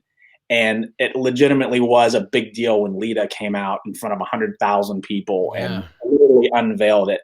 And I was actually there for that event. I think I was wearing this shirt, as a matter of fact. But I was there to see that in person and be there. So that was pretty cool to be able to do that. How nerve-wracking was that? Like, I mean, you made it exactly to the specs of what they wanted. Yeah. But we have definitely seen belts debut on television that have literally been booed out of the building. Were you just thinking to yourself, oh my God, please just like this, or are you just like, hey, whatever, I made what they wanted, I cashed my check? I don't know. That's basically it. I made what they wanted. It's not up to me to make sure people like stuff. I made what the customer wanted, and okay, they're happy. That's all I care about. But as far as my favorite belt that I ever made, someone just asked me that the other day, and I was just thinking there was something I'm in the middle of doing right now, and now I'm drawing a blank on what it is. But it's pretty cool. Like I said, any of the WWE ones are cool to do, but to actually design from scratch, like the Nathan's Famous Hot Dog Eating Championship, that one I've done since 2007. And that was pretty cool to be able to say that one that's probably other than WWE, that's my biggest account as far as notoriety. I know what it was. So I can tell you this. The person who asked me that, I couldn't say anything, but now I can because it's been on TV. If you guys watch Food Network, Guy Fieri has a show called The Tournament of Champions. And it's all the Food Network stars compete in a tournament to see what the best is. Well, this year, the winner gets a Wildcat Championship belt that I designed from scratch. Wow. Awesome. And I was really excited about that one. I really liked the design of it. It actually is going to start soon, but the commercials are on now, so you can see the belt on the commercial now. So that one was pretty cool too, to be able to. Every once in a while, most of the things I do, my wife is like, no, that's cool. That's cool. And I'm like, oh, I'm going to interview the guy who makes the belts. Oh, that's cool. When I tell her, hey, you know what belt he makes? She's going to lose her mind because she watches the Food Network. So, God, that's amazing. And this weekend you can tune in. You say, hey, I know the guy that makes it. Well, hey, Meanie, any other questions or something? I don't want to keep you here too long. Because we know you're a busy man. Yeah. I just want to say thank you for coming on, man. Like I said, our stories of our paths crossed and kind of went on the same trajectory. I'm very proud of you. What's that, buddy? You were in Eastern PA and I was in Western PA. Yeah, it's Pennsylvania's basically Philadelphia, Pittsburgh with Kentucky in between. So it's just. Nah, it's cool though. Not that there's anything wrong with Kentucky. Al Snow will not come on our show now. No, seriously, dude.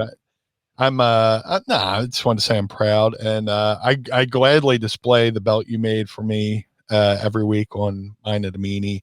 It means a lot because I'm a belt mark, but I would always wanted a belt, and just to have that personal touch on it. And just to know it was made by somebody who I have a relationship with and kind of came up with means even more. So when me and Mrs. Me will be laying around watching the Food Network later. This is our lounge too. She'll catch me looking up, staring at it like, oh, you like that belt, huh? I'm like, yes. Yeah, it was cool to be able to do it. I think it turned out good, and I was glad too that Stevie and Nova were cool with it too, because I wanted them to be sure they were okay with doing it too. So I'm still waiting for them to order one. Yeah, yeah. It's good enough too. I've had people come up to me and go, "Oh, you gonna make replicas?" I'm like, "Nope, nope." That one's for me. Yep. Yeah. I definitely at some point am going to be putting an order in for a belt. I've had Meanie and I've talked about this on the show before. I've got my dream of just like one belt that all the different places, everything just represents all the different shows I've been able to do and the different parts of my career, all in one belt that I can display. So at some point, when that time comes, you're the guy that I'm going to be bugging about it. And cool. If you think that one guy with the six go backs is a lot. No, I trust the artist. I trust the artist with it. And, yeah, it's so cool to just kind of bend your ear a bit about this stuff and learn a little bit more about what goes into it. Cool. Well, thanks for having me. I appreciate it. If you want to give out all your, if you want to give us your information, so the people at home or listening and watching along can look you up. Yeah. The website is wildcatbelts.com. Then you can find me on Facebook and Instagram. It's both at Wildcat Belts. So that's the main places to get me. So wildcatbelts.com and at Wildcat Belts on Facebook and Instagram. Awesome. Well, thank you so much for being here. We really do appreciate it. Sure thing. Thanks for having me. I enjoyed it. That was awesome. That was so much fun. That really was. I was like a kid in a candy store, a little boy on Christmas morning, whatever analogy you want to use. I could have asked him. Now, full disclosure, we did talk a little bit off air as well, and I was able to ask him some things we couldn't talk about on air. And he was able to answer half of them. But it was so much fun. It was so cool to absolutely. Yeah, so cool to be able to have him on there. Thank you, Meanie, for setting that up for all of us. Oh, my pleasure, man. And I feel like at this point, maybe it's best that we ask Meanie anything. I would love you. I would. Freudian slip there, Meanie. I love you too. Right here, we're just gonna a little breaking news on Mind of the Meanie. The Blue Meanie has professed his love to me, and that is true. And it is the greatest day of my life. Josh, you know it's true. And the Blue Meanie and I I didn't mean for you to be so low down. All right. No, sorry, I didn't see you playing with your dolls again. Yeah. Oh, that was just the microphone had fallen out. All right. There we go. Yes. Hey, you see this cut on my hand? Yes. So I also had a cut earlier in the week on my face.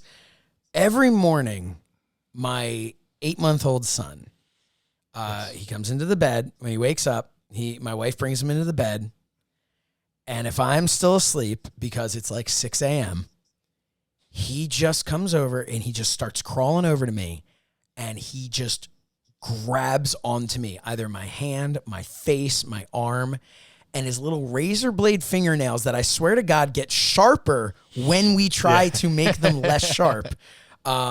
He just grabs on. I open my eyes and see this giant smiling face who couldn't be happier to be digging into me. And I saw this on the screen when I went up. He's just slicing me to bits. I'm being abused by my 8-month-old child. Amazing. Yeah, it's pretty cool. Yeah. So, all right, let's do it. It's time to ask me anything. Ask me something. For those of you joining us on FITE, you're welcome. I hope you've enjoyed the video that goes along with that sound.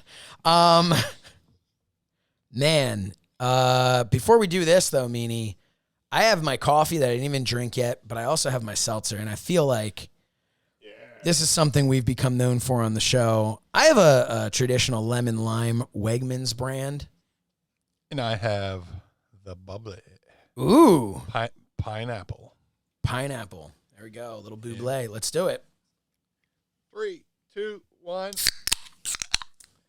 Here we are. Go Birds. My nipple's so hard. Oh, Jesus. What? The bubbly. Hey, the bubbly will do it to you. That's why I'm wearing a jacket. Yeah. Take off your pants and jacket. You know, in the beginning, I actually had thought to myself, maybe I will just wear the suit every single week on Mind of the Meanie. And then I was like, it's an audio show. Like, why am I going to do that? And then, because we were always like, we're going to film this a little bit, and put it out on YouTube or Patreon or whatever. But now that I'm wearing the suit, I'm like, man, this is really good. I feel like myself. I feel like my action figure. But I'm not going to be doing this next week. What I will do is every single week, I will only wear merchandise that we sell over at ProWrestlingTees.com/Mind of the Meanie or ProWrestlingTees.com/So Says Shernoff or ProWrestlingTees.com/Blue Meanie. Which I am wearing this Cylinder of Sin shirt, which is the old Travelodge where ECW used to stay and do promos after shows. And if you stayed at the Travelodge in South Philly, you are immune from the COVID. Because COVID goes to your body and goes, nope, I don't want anything to do with whatever is in there. Yeah, the ghost of '96 is haunting you, But right around here, right around here is where Steve Austin recorded the Monday Night Quill promo. Wow. That window there. And right below that is where Sabu gave some, that's a story for another time. And right about there is when they walked into the room and there was a chalk outline on the floor. And they saw that as an opportunity. There's still some warmth. God, I was talking about the chalk outline. I wasn't talking about a body. Jesus. Oh my God. Okay. Nope, still warm. I'm gonna let's see. What do we have here? All right, we're gonna start off with oh, by the way, Pod Squad. You know what? We'll start off with Andy Slichter because we just talked a lot about merchandise, and Andy Slichter is the man behind so much of our merchandise. Not the one that Meanie's currently wearing, but so much of our merchandise, so many of our logos, including a logo we're going to tell you about in a little bit, but not quite yet. So don't let me forget. Andy Slichter says, who do you think the new AEW signings will be? Supposedly there is one for the ladder match, as well as the Paul White one. Also, how about that No More BS shirt? Meanie? What are your thoughts? Oof. So I thought there was supposed to be one signing. Is there going to be two? Yeah, so there are two signings. Someone's going to be in the ladder match, Okay. the Face of the Revolution ladder match. And Okay, then there's I also, thought- they said that it's someone different. And Tony Khan has confirmed that it is a male. Because I know Tessa Blanchard was a name getting thrown around a little bit. But he confirmed that the signing they're talking about. So for anyone listening who maybe you don't watch AEW religiously, well, you should definitely check out alternative commentary right here on FITE yesterday as this airs. So, anyway, but it's still on demand. So, yes. All right. Paul White, the former Big Show, came out and announced that there would be a Hall of Fame worthy person making their debut at Revolution last night. As you're seeing this, so very topical. So we know who it is at this point. So really, you know what, Meanie? We could just troll people and just be like, dude, did you see Brock Lesnar last night? Yeah. Show up in AEW? Man. See CM Punk? Yeah. CM Punk was there CM too. Punk. I couldn't believe that Lesnar was the one in the ladder match. And when he did that shooting star press off the top of the ladder. Off the top at Daly's place. Yeah. Or Daly's place, wherever. Daly's place, wherever. No, who do you think it's going to be? The two signees. My hope would be CM Punk. And the reason why I say everybody, people always go, oh, CM Punk. But CM Punk's been back in a ring for a little bit. He's filming a TV show called Heels. I believe it's called Heels for Showtime. He's down there with my boy Luke Hawks filming in Atlanta. And Atlanta is a couple-hour drive from Jacksonville. Yep. So he's got the ring rust off. He's been rolling around in the ring lately. It would make perfect sense for him to be the mystery. I think I kind of feel CM Punk too. The Lesnar thing just doesn't feel like it's going to happen. I feel like Lesnar's comfortable where he is. Yeah. But his whole career's, minus, UFC and a trip to New Japan. In America, he's basically been WWE, Yeah. So, I don't know. Yeah, watch him show up and make a fool of us and all that good stuff, or, yesterday. I would love if it was Lesnar. Here's the thing. If it's not Lesnar, it's not CM Punk. I'm going to be happy with whoever it is, because whoever it is getting an opportunity to get a fresh coat of paint on them and have a new chapter of their career. And guess what? They're making some money, and that's never a bad thing. So, yeah. But I also think age doesn't need to be a requirement, as Sting made his return last night as you're listening to this, but Sunday night at AEW Revolution, Sting is back in the ring. We've seen him taking a vicious powerbomb. We've seen whatever it was that we're going to see at Revolution. So I'm kind of looking at this going, I don't know. Like Tony Khan said, it's one of his favorites of all time. Who knows? Who knows who it could be? It could be somebody that you're not really thinking about from maybe they haven't really been in the ring in the last, 10 years or so. And who are his favorites? Who knows? God, Tully Blanchard was just wrestling. Could be anybody. It could be anybody. It could be anybody. But I'm rooting for CM Punk. I'm a big CM Punk fan. Yeah. You don't even know his name, but yeah. Who'd he ever beat? He ever beat you? You ever work him? No, but I booked him. Okay. When I was running 3PW shows in Philly, I was the first person to bring him to Philadelphia.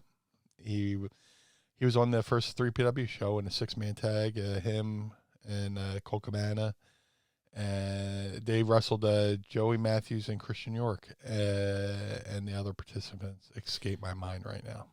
So I'm going to circle back because RJ Krasinski of our Patreon group says Christian or Kurt Angle, and Shackleford of our Patreon group just mentioned Angle posted a return video, which I have not yet seen. Breaking news. So I mean, I haven't seen that yet, but Kurt Angle return video, that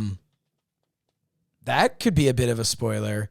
You know, if you watched Dynamite this past week, it was pretty much ad-free shows, just minus Bruce Pritchard and I guess us. But everybody else from ad-free shows, including Conrad Thompson, seemed to be on there. Kurt Angle would be amazing. Kurt Angle would, when he went to TNA, I kind of was like, when it looked like his career was winding down, I'm like, he's got to wind his career down in WWE. How can he not? He's got to go back. He's got to go back. And then we saw what that actually looked like. And I got to tell you, I would love to see him wind his career down in AEW. He is, I believe, in much better shape than he was when he retired before. But even if he comes back just in a managerial role, I think that would be huge. If he came back in a producer role, that would be huge to be able to be there training and helping teach people. So RJ says it was more of a hype video.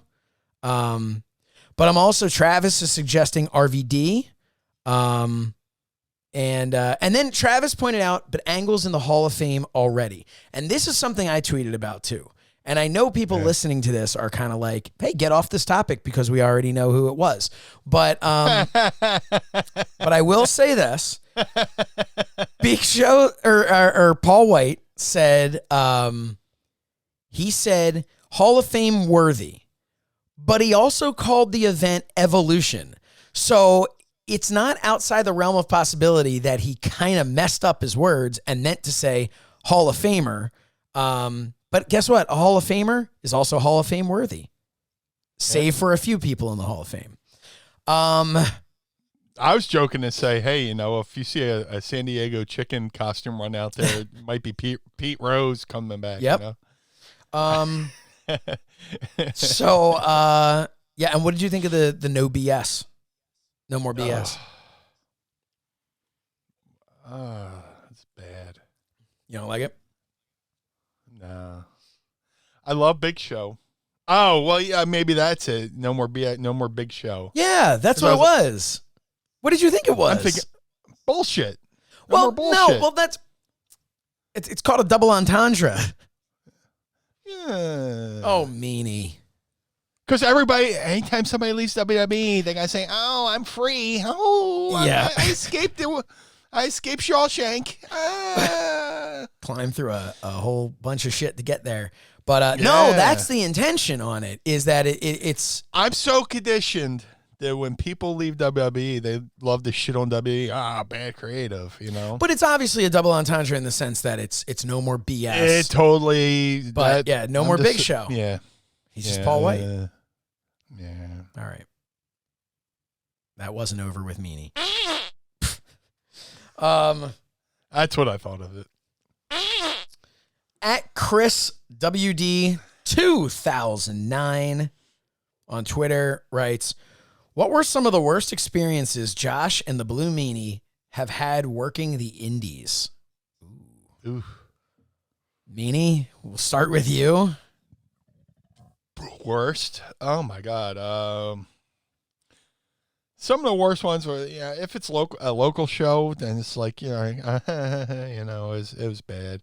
But when you put in the time to travel and go into an airport and wait in an airport and fly and all this, just there's so many stories. One time me and Stevie got booked on a show in California that was at a wine and cigar banquet. It was in a ballroom at a banquet, and people were wearing, tuxedos and black ties. Wow. And me and Stevie were supposed to wrestle Christopher Daniels and Bobby Bradley in the tag match, and the promoter comes out and goes, "Yeah, guys," or pre-show we're like, what do you want to do? We're talking to each other, and the promoter comes over and goes, "I want a nice stiff match. Go in there and beat the shit." And we're looking at, he left. We're like, "Yeah, I don't know what the fuck he's talking about." But halfway through the show, they had to shut down the show halfway through because the people in these tuxedos and black tie and cummerbunds and dresses and all that stuff start throwing like ashtrays at the those marble glass thick ass that they start throwing shit at the ring at the wrestlers. Jesus. They're getting lit and this is bullshit wrestling and all this shit, and the promoter pulled the plug of the show halfway through. We still got paid. Did you end up working or no? No. Okay. But I still got paid. I mean, that was the cool part, but here's the thing that sucked about that, right? We fly from Philly to California. They put us up in a hotel Marina Del Rey somewhere. Me and Stevie go for a walk, and we're walking down Venice Beach, and they're filming Pacific Blue, the old show for USA Network. So me and Stevie would purposely walk into a shot, like, and they're like, "Cut!" And we walk by, and then they started shooting again. We come back the other way. Cut. That's amazing. So we do the show. It was at the Biltmore Hotel in downtown Los Angeles. And, they had Rob Van Dam on the show against Mustafa, and they had some decent matches. What year was this? 95-ish. Oh, wow. Like maybe spring in 95-ish. So or something like that. Early ECW. Early. Yeah. Okay. And here's the fucking terrible part about, and this isn't really probably the worst story, but this just came to mind first. We had to get up at like 4 a.m, LA time, fly to Philly. We land in Philly at 5 o'clock. We have to drive to Jim Thorpe, Pennsylvania for ECW. So Van Dam hops in the car with us, and we drive up to Jim Thorpe. We get to Jim Thorpe in time to put on our gear and paint up, and we're basically putting on our wrist tape as we're going to the ring because he's wrestling Johnny Smith that night. And it was just like such a nightmare because, we fly cross country, get in the car, drive 2 hours to Northeast Pennsylvania, no sleep, to do a match, and then it's just like, oh my God. But then there's other shows where I've been booked in bumfuck Georgia, and the promoter puts you up in his daughter's bedroom, and it's like a little kiddie bedroom and stuff. Just like I could have gone a different direction. Yeah, just like, they didn't bother getting a hotel. You could stay at our house, and you go, where am I staying? Oh, in my daughter's room, and there's like Justin Bieber posters on the wall, and you're just like, oh, this is creepy. So then you just pound one out real quick and go to bed, I guess, right? What else are you gonna do? Well, Justin was looking at me, But,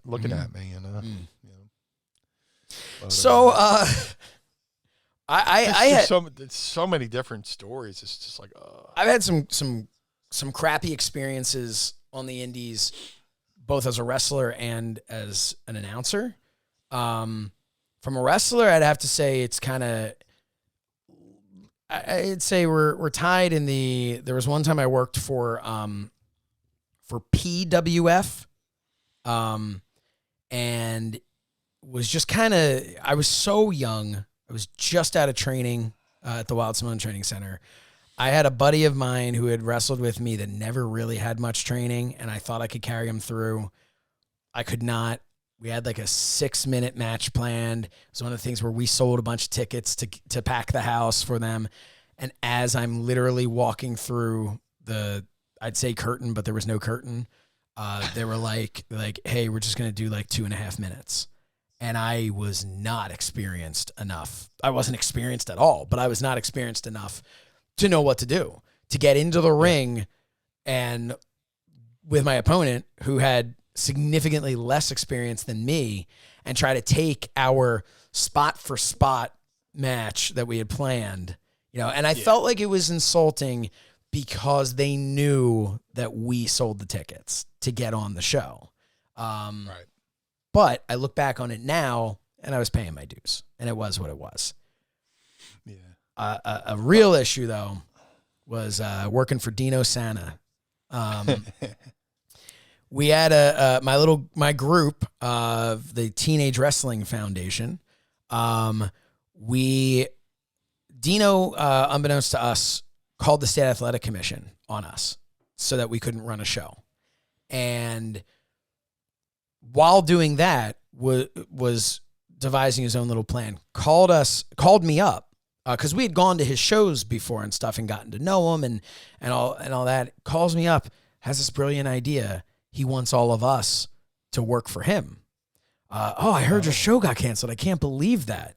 You come work for us, all that stuff. We met with him at like a pizza place, and everyone knew his name, and it was like, it was very weird, like in the back I think I know room. where you're talking about, too. What's that? Yeah. I think I know where you're talking about. Yeah. Go ahead. And so we plan out the show, and he wants it to be a TWF invasion. Of the WWWA. It's a quote Tony Schiavone. That'll put a lot of butts in seats. But that was the whole plan. Invasion angle. Who would have thought of an invasion? I know. But that was the plan. So our whole roster would come in, and we're supposed to have the match. And what's supposed to happen at the end of it was, one of our guys was going to win a title, was going to hand it off to me. I was going to then have never won the title. They created the WWWA US specifically for this. And I was going to have it, and Dino Santa was going to want to take it off of me. And to me, look, WWWA is a tiny little nothing promotion, but to me as a young kid, I'm being hot-shotted to main event status here, and this I'm whatever. I'm up for it. Me and all my friends, we're all up for this. Yeah. End of the match, he wins the title. He's gonna hand it to me. Calls me into the ring. The entire locker room clears out and starts attacking all of us. Worked though. That's where it gets weird. Attacking us with worked punches and kicks. Okay. Gorilla press slams, things like that. This wasn't one of those things where the locker room cleared and they were taking advantage of us and beating us up. They all thought this is what's going on. So we get out of there. We're like, fuck is this? And we leave. We're in the back. We grab our stuff. Dino meets me around, come on into the bathroom. Come to the bathroom. And he is flying high. Couldn't be happier. And he's like, this is great. Now, next month, you'll have your guys here and that guy. And I was like, whoa. Dude, what the fuck just happened out there? None of that was planned. We weren't supposed to, half the people that were there were we had friends that were managers, and getting work punches, but they didn't know what the hell was going on. It was horrible. This was his whole plan. And I was just no, we're never going to work with you again. And that was, and then after the fact is when I found out he was the one who got us shut down. So that was, I would say, as a wrestler, one of my worst indie experiences, other than just not getting paid, but that's pretty standard. As an announcer, it would be the not getting paid thing. The most recent one that happened, I talked about on the show before. That was, I don't want to go into who it was or whatever, but his name's Charlie. And he didn't, but the thing is, I was always on time, always did everything, and I had to track him down for 2 weeks as he continued to lie about payment and tried to get me to he would give me money from a credit card and I would give cash to people. It was not, and I'm no, man, I'm not doing this. That was some shady stuff, but the worst experience of it was just being lied to. Yeah.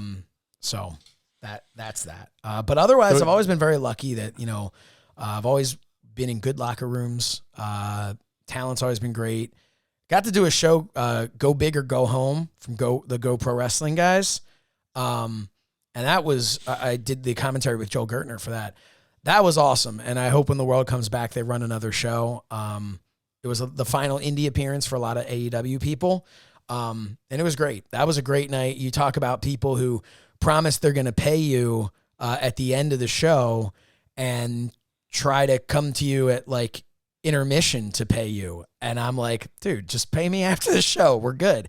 They were like, so, you know, if they told you something was going to happen, that was going to happen and more in a positive way. So I have nothing but positive things to talk about with the GoPro guys and Andy, who was running the thing there. So like, you know, so that don't, in a day now where news is coming out about promoters being horrible human beings, and there's a big difference between not paying somebody and being a pedophile. So I don't want to put them on the same, you know, category there, but you hear these things. It's also important to remember that there are some really good people who are trying to put these shows on because they love this business. And, you know, so I just want to say that, because while indie wrestling promoters are getting a bad rap, not all of them are bad. Some of them really mean well and take care of you, and respect the work and the time that you're putting in. But I don't want to go too deep into the story that broke yesterday. Yeah. And, I see people saying fuck wrestling, and I'm just like, saying fuck wrestling over one bad promoter. Yeah. Name one business. It is like saying, you know, fuck the circus because of, you know, John Wayne Gacy, you know? Right. Yeah, but no, I mean, that's the thing. Yeah. Name one. Yeah. I would love to see one business, one industry, right? We're not talking even company, one industry, right, that has not had a horrible human being work there in that industry. right. Pro wrestling is a microcosm of society. Yep. And unfortunately, some bad seeds get in. But luckily, it was uncovered, and this person's been expelled.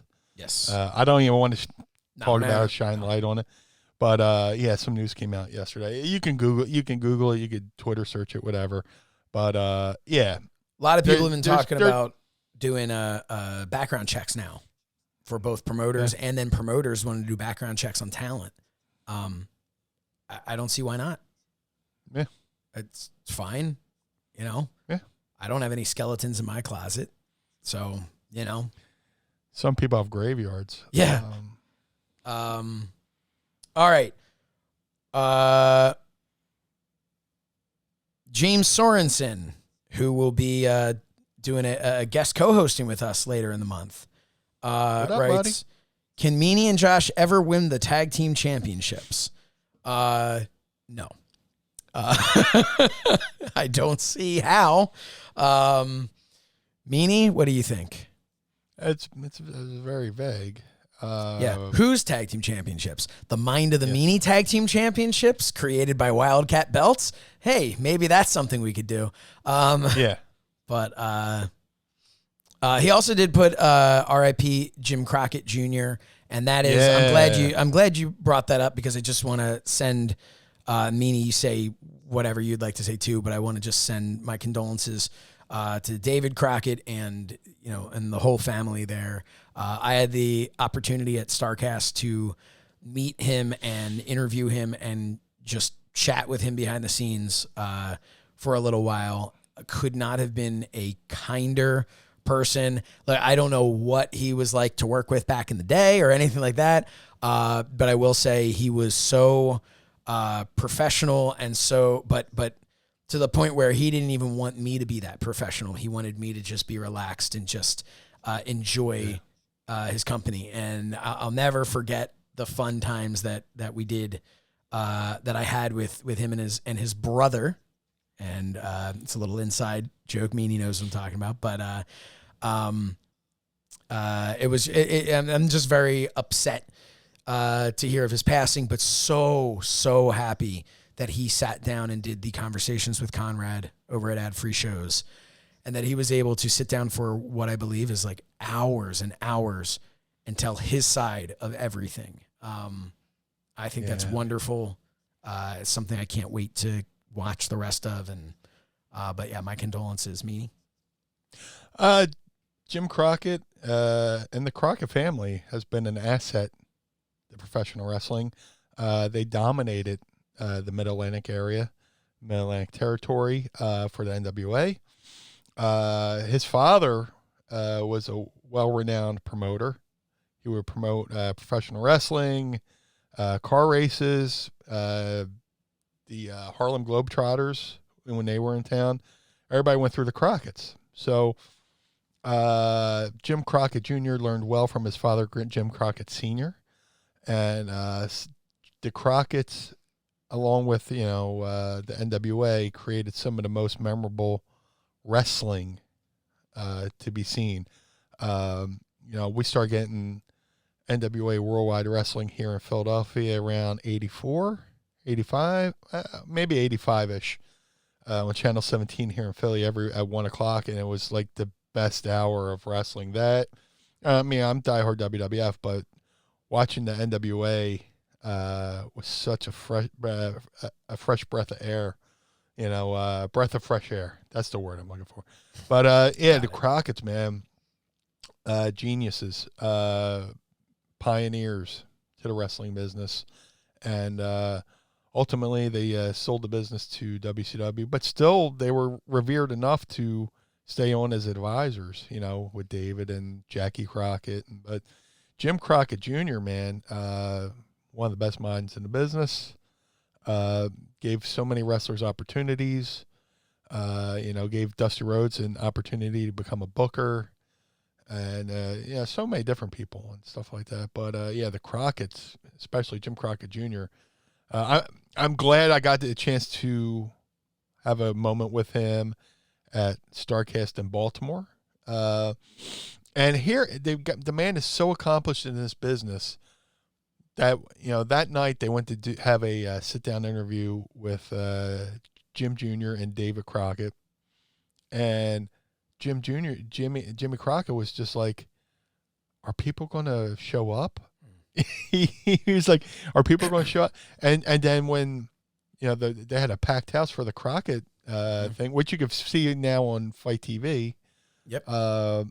It was they were taken aback by how interested people were into them. If I could go back, I would have begged for the opportunity to be the one hosting that stage show with them. Not that I was necessarily the qualified one to do it, but man, that was one I was sitting there going, this would have been a really fun one to do. I made it a point at that show. I was like, I have to get my photo with the Crockett's. And I got my photo with, I saw Jim. I was like, please, Mr. Crockett, can I get a photo? And I thanked him. See, I'm so when you get to meet somebody the quality and caliber of a Jim Crockett, you just say thank you. Yes. That's all you got to say. See, my job there has always been so much fun because I don't ever have to ask anyone for a picture, because I can just take a screenshot of interviewing them. Yes. And that's, to me, like I really, and I mean that not to be funny, it's an awesome thing because I don't have the awkwardness of having to ask for a picture, yet I get to have pictures with all of these incredible talents that, and minds for the business. And I get to have these for my own personal collection without having to feel that nervousness of asking them, hey, can I please have a picture with you? So it's, but yeah, very, our thoughts are with, are with the Crockett's, and he's also, man, definitely one of a kind. Go on FITE TV and search out that, the interview segment with it. They did at StarCast 4. StarCast in Baltimore, right? StarCast 4 in Baltimore. So good. Mark and Dryden at Mark Matsuo says, happy 50th, guys. Well, thank you very much. Yes. Was Meanie a cassette collector in his youth like I was? If so, what are his prized possessions? Mine are the original makeup versions of Creatures by Kiss. And this, he says, see the photo. I'll show you if you can. Yeah. Gonna say Metallica here. Ride the Lightning. Funny story. A week before Metallica's Black album came out, I got the single of Sandman, Stone Cold Crazy. Went to a strip club, asked the DJ if he was a fan, let him hear it. Next thing I know, I got free table dances for the next few hours. Well, Good for you. Meanie, were you a cassette collector? Oh, of course. Growing up in the 80s. I don't know if I still have this one. I might still have it. But I have the Michael P.S. Hayes album, Back on the Streets, which had, Bad Street USA on it. And I wish I had the foresight to get the album, because they sold the album too. Yeah. I wish I had the vinyl, still to this day. But I passed off the cassette to Joey from the Swamp Candles, who worked at a replicating plant where they make CD. Like, he can record. He had a full studio, and he can make. So I was like, "Hey man, can you just put this on CD for me?" And he transferred everything. He transferred it over. And this is back in the day when it wasn't so available. Right. And I'm sure him working at that plant, he's capable of getting it in like the best quality. Yeah. As opposed to when you're just connecting wires from your, your boombox to. Yeah. When he made the BWO theme, he's like, "Hey, can you send me some audio clips from your matches?" I sent him a VHS of, different stuff also on Raw and stuff like that. And he made like a BWO Extreme mix, which I have to find it somewhere. Yeah, that would be fun to have on the show. Yeah, you hear Vince going, "Oh, what a moving over," because we're on Raw or whatever, and that's awesome. You hear Paul go, "The Blue World Order," and it breaks in with a BWO chant. It starts in with a slow BWO chant. That's awesome. I gotta find it. Almost like the NWO had like the whatever, all the like the different things Bischoff would say, and the Too Sweet, and the Too Sweet. Yep. Yeah, stuff like that. So Mark in Dryden had another question. Yes. What are some of Meanie and Josh's favorite long-term storylines? Love this question. Long-term. Oh man. There's one that pops in my head immediately. Do you want to go first though? You go first. Okay. The one that pops into my head immediately is Brett and Owen. Yeah. Because that culminated in one of my favorite moments ever, which was when the heel Heart Foundation was created with Brett and Owen and Bulldog, and then eventually Anvil and Brian Pillman. That to me, that storyline from start to finish was, it was over maybe 4 years, 3 years, 4 years, something like that. But it was so well done. I just loved it. Another one, if I had to say another storyline, another long-term storyline, I don't know if it was so much a storyline, but a long-term, but it seemed to go for a little while, and that would be Chris Jericho and Shawn Michaels. I really enjoyed the Chris Jericho Shawn Michaels storyline that they had. Which had the ladder match and and all that stuff. So, but yeah, for me, it would have to be, for my age, for my time period, it would be off the top of my head would be Brett and Owen. Yeah. What about you, Meanie? Hey, I was trying to dig deep because long-term storylines, or I'll give you one more. I'll give you one more real quick. Sure. Raven and Tommy Dreamer. That's probably the best one. Raven and Tommy Dreamer. That might be not because I was a part of it. No, in fact, in spite of the fact that you were a part of it.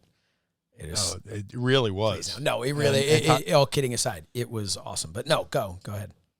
And Dreamer never won a match until the end. Which he still didn't want to win that match. But I'm thinking, storyline or long time feud, because you look at Steamboat Flair that lasted over the course of decades. Yeah. From the early Mid-Atlantic, then through Crockett, and then they had that trilogy of matches in the late 80s. And then I was fortunate enough to see the one at Spring Stampede in Chicago. So they you always knew, if Steamboat and Flair were going to have a match, it was going to be a classic. Mm-hmm. But yeah, man, you totally threw me off. Oh, I know. You know what? Another good one. Rock and Austin.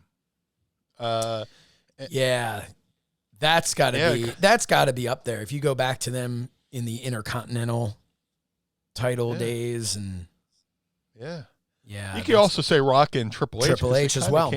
They Rock and Triple H kind of, no pun intended, came up the ladder together. Through WWE. People talk about Rock and Austin, but Rock and Triple H were doing their thing while Austin was on top.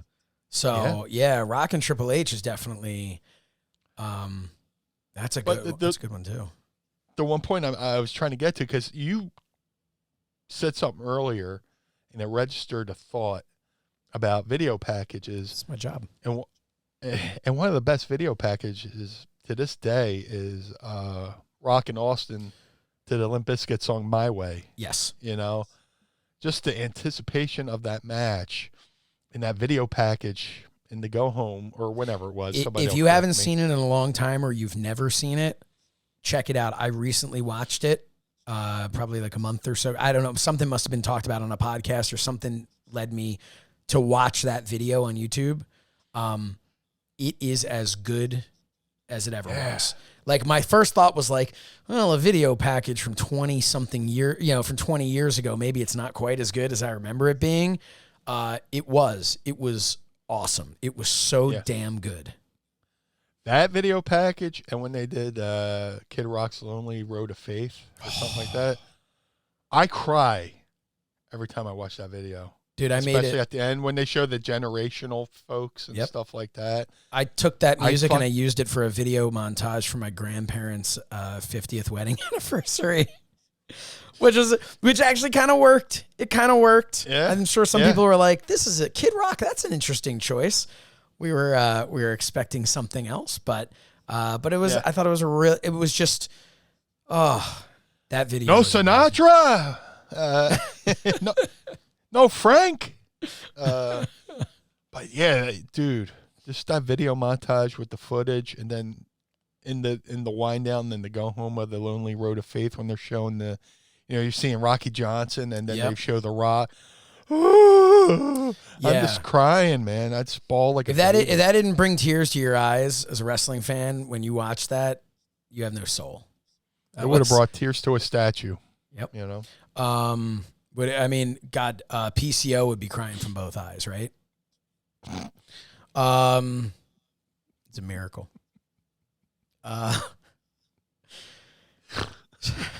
You just reminded me of when Al Snow was in Smoky Mountain. He was talking about Robert Gibson crying, saying he was so cockeyed when he cried, the tears ran down his back. I don't know why he did it. Speaking of eyes, so this question comes. She's got Marty Feldman eyes. Go ahead. Nice. Remix. This question comes from Mangle Strength at Mangle Strength on Twitter. Mangle Strength is my good friend, my best friend, Matt Mangle. Great name. Yes, great name. Had no choice but to spend some time in the ring because of his name. It was just like, I don't know if I really want to wrestle. Tough shit, man. Your name's Mangle. Get in there, pussy. Yeah. But this is a perfect time to plug over at youtube.com/Mind of the Meanie. Next week will be episode 2 of Talking with Friends. That's me, Matt Mangle, my brother Fred, and Calvin Tan. All people who've been mentioned in this episode. It's all the characters that we talk about here. It's a fun watch. What's that? It's a fun watch. Oh, thank you. We have a bunch of fun. It's just me talking with my friends. And talking with friends, the acronym's TWF, which check out the first episode. We kind of fill you in on all that. But it's a little behind the scenes of that. But Mangle asks, if we were to play rock, paper, scissors, but replace all the wrestlers, i.e. Typhoon, Earthquake, and whatever, who else would you pick? Instead of hand gestures, you would hit finishers. What would beat what? I thought that was kind of a fun one. It is. And my first thought was rock, paper, scissors. Well, rock is the Rock. Excuse me, I'm choking. Rock was the Rock, and scissors is Brutus Beefcake. But we can do whatever you want, Meanie. And paper would be Meltzer. The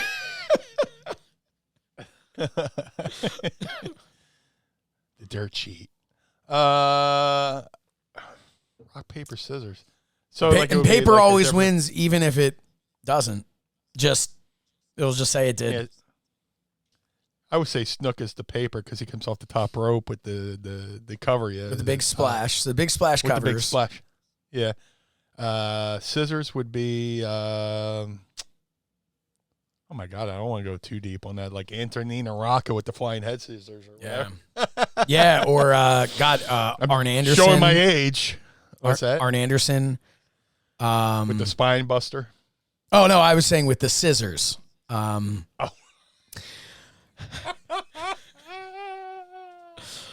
Oh man, I heard I can't. Never mind. Okay. All our listeners, thank you for that. The scissors. Yeah, I was gonna say a women's match. Stop it, guys. Would you? Sounds please? like a Cubert game in here. Oh.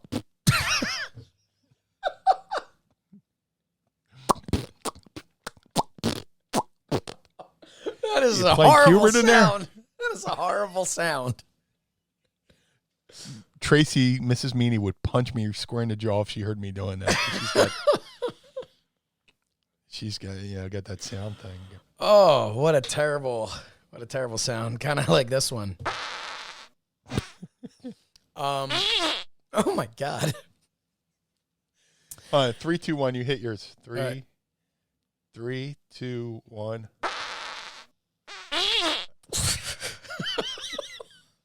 Horrible. It's horrible. How old are we? Man. Well, thank you for joining us on our final episode on FITE. Yeah. No, I'm just kidding. They air GCW. They don't give a shit. Yeah. So, and I love GCW. That's no slight. no, it's just if you think farts are offensive, dear Lord. So we got Snuka's paper going off the top of the splash. We've got scissors. How about Ric Flair with the figure 4 leg lock? Because they're also called the figure 4 leg scissors. Yeah, so there we go. And then the Rock. The Rock's got to be the Rock. Don Morocco. Don Morocco. Don Morocco. Showing your age. He's the original Rock. Yeah. Yeah. When Don Morocco, Don Morocco. me, and Don then Morocco's Dwayne Johnson. so good. What? Don Morocco was so good, man. Yeah. So good. I wish there was a really good Don Morocco T-shirt. I would love that.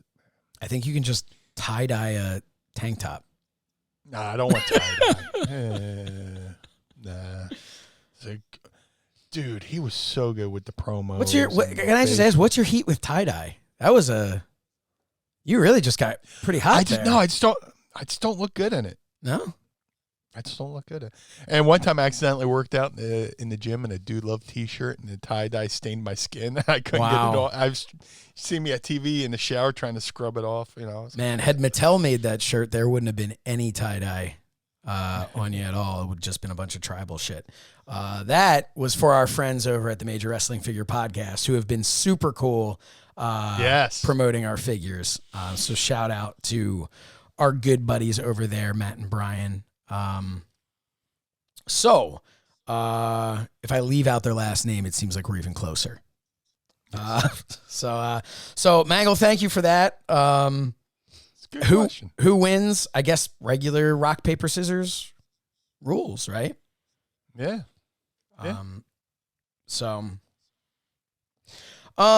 This is a fun one that comes to us from Jeffrey Mitchell. What was your favorite finisher to take? What was your least favorite finisher to take? Oh, very good question. Favorite to take? Well, I'll start off with the least favorite. The least favorite was the fucking super bomb by the Pit Bulls, where Pitbull 2, the bald one, would sit. Pitbull Anthony would sit on the top rope.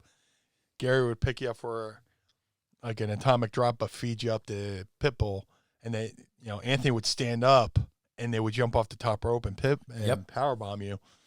And it was just so unnerving just to be up looking out in the crowd, and then all of a sudden you're flying backwards, like a reverse roller coaster ride. And it wasn't on them. It was just a roller coaster ride, except at the end you slam your freaking head into the mat. Dude, there was one super bomb they gave me that's on ECW Hardcore TV. Hopefully somebody could probably find the clip. I hit and perfectly timed. You see me hit my head on the canvas. I grab my head, sell, turn, all while somebody's hitting an air horn in the crowd. So 3 separate things, but they went together and they painted this scene, with the fit crowd popping here, and you see me going, like at the same this. time. Yeah, I'm sure that happened. Yeah, when they folded me up. Man. Yeah. But favorite one to take. Favorite. Always love selling a good super kick, man. Yeah. Just something about this. In my younger days of being a bump machine. It's like if somebody threw a really nice super kick where I could just let my feet fly from underneath me and just, bump out. Kind of like when Beulah announced that, she was pregnant with Tommy's baby, and, everybody fed for fucking Beulah hitting us with the frying pan. And I watched that bump, that snap bump I took. I was like, man, I could bump pretty good back in the day. When I was younger, now I'd be like, doing the Nikolai, put my hand down and roll to my ass and then slowly back. The baby tumbles. You ever notice JBL? I don't know about earlier in his career, but later in his career, that man would bump without ever leaving his feet. Which I don't know that necessarily softened the bump at all. Maybe it's just how frickin' tall he is. But I always noticed he would just straight up, his feet would be planted and he would bump and his feet never left the ground. Well, some people are taught that way too. Yeah. Depends on who coaches you. But I loved letting my feet go whoop, like, slipping on a banana peel kind of bump. My biggest issue But that snap. I used to have, my biggest issue that I would have in the beginning was my hang time. I got too much hang time. Yeah. Like, if that makes any sense, which a lot of it's just attacking the mat or whatever. But I would bump and it would just look like I was kind of floating a little bit, which seems like a really cool thing. But I was like, my focus was so much on going up that I would just stay up a little too long as opposed to my focus on snapping down. But because the harder you hit the mat, the less it hurts. Which says the guy who's like 4 times my size. But guess what? When you're my size, you hit the mat, it hurts no matter what. That mat is not meant for a small. That's why I look at these look at kids these days. But I would look at like a Sammy Guevara, right? And I would watch the stuff he would do, and I'd go back afterwards and talk to him, or not even Darby. Darby Allin's fucking insane. But I'd look at like this stuff, and and I would think to myself, like, I have a bigger frame, especially in my wrestling heydays, a bigger frame than Sammy Guevara or Darby Allin. And I'm remembering like how much that ring hurt. Now, I've never bumped in an AEW ring, so I can't speak to what it's like, but it always hurt so much more because the rings were, especially when it was like the WWE ring down in OVW, like, or any real good ring, they're meant so that they're not going to have that sound and that bounce every time you run the ropes. The translation to that is if you weigh $185, that shit's not going to move for you. If you're 240 or up, you're going to get a nice, a nice amount of give.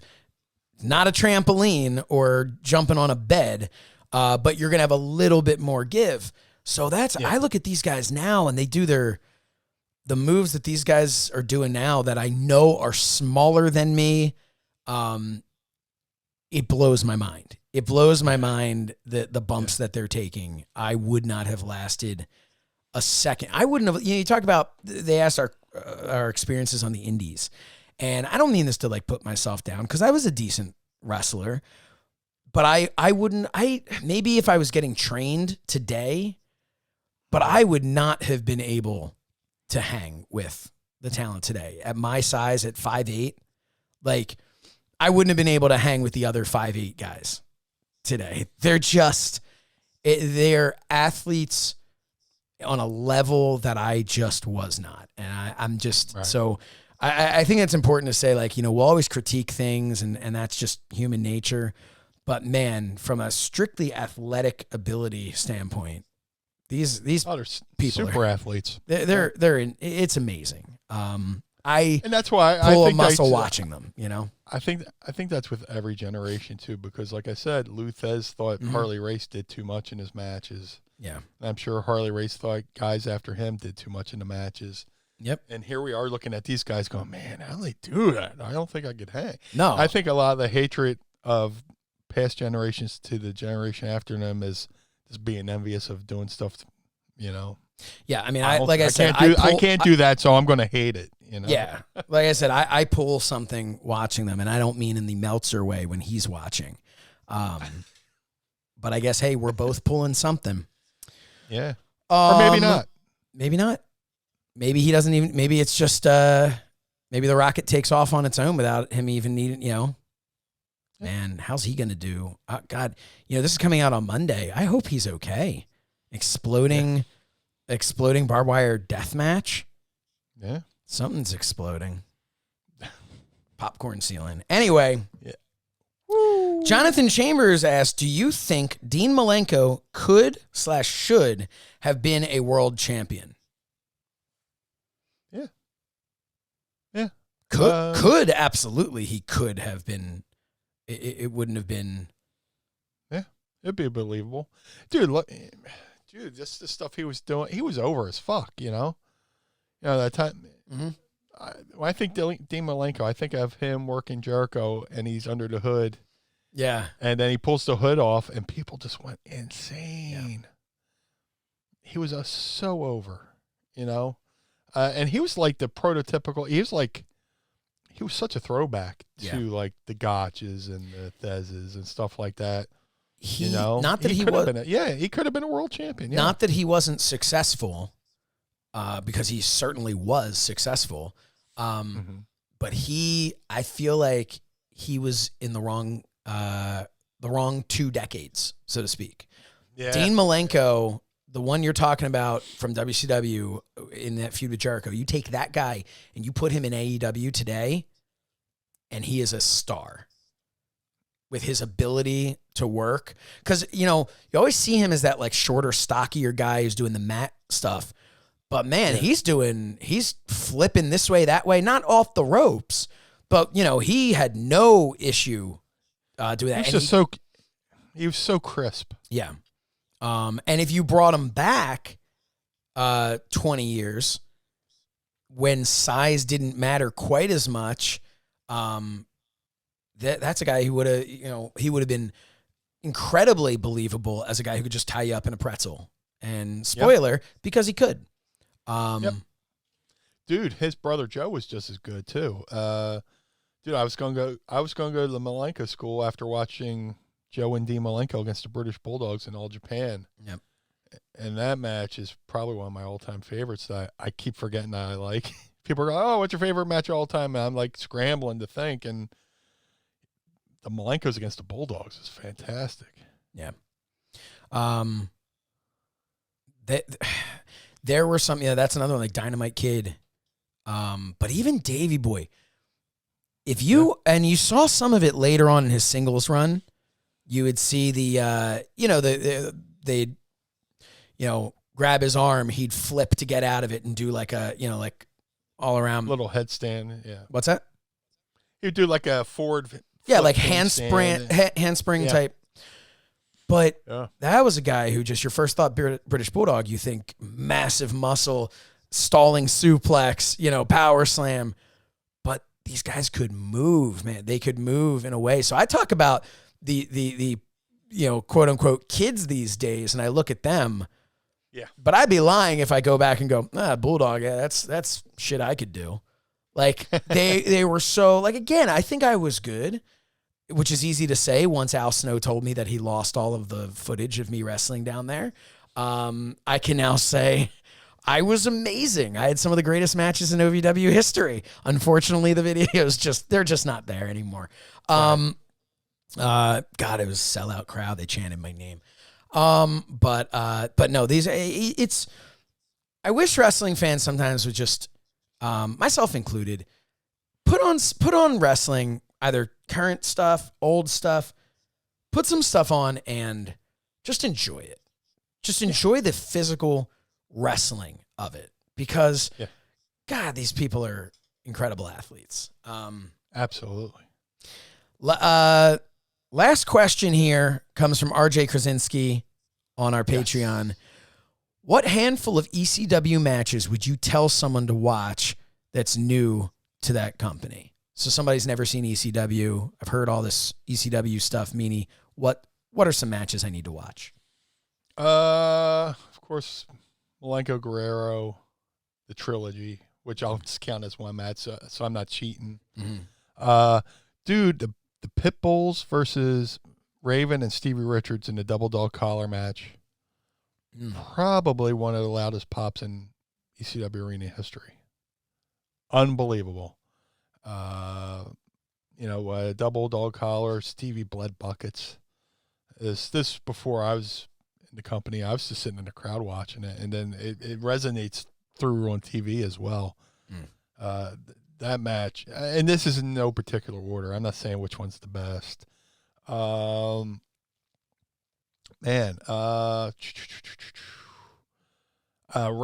Mysterio Psychosis matches, fantastic. I'm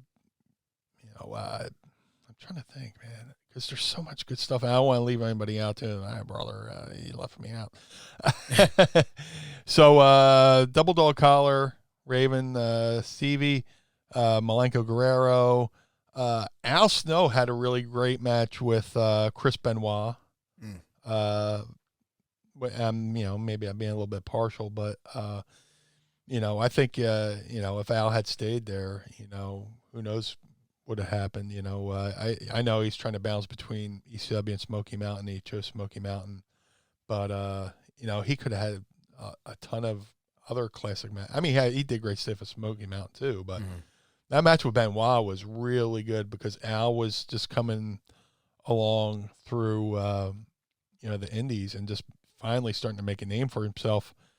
And then to watch people react to something I knew he could do, it's like you're in on a secret, but you're watching a crowd be brought in on a secret that he's that good. And the reactions he got during that match was fantastic. And then,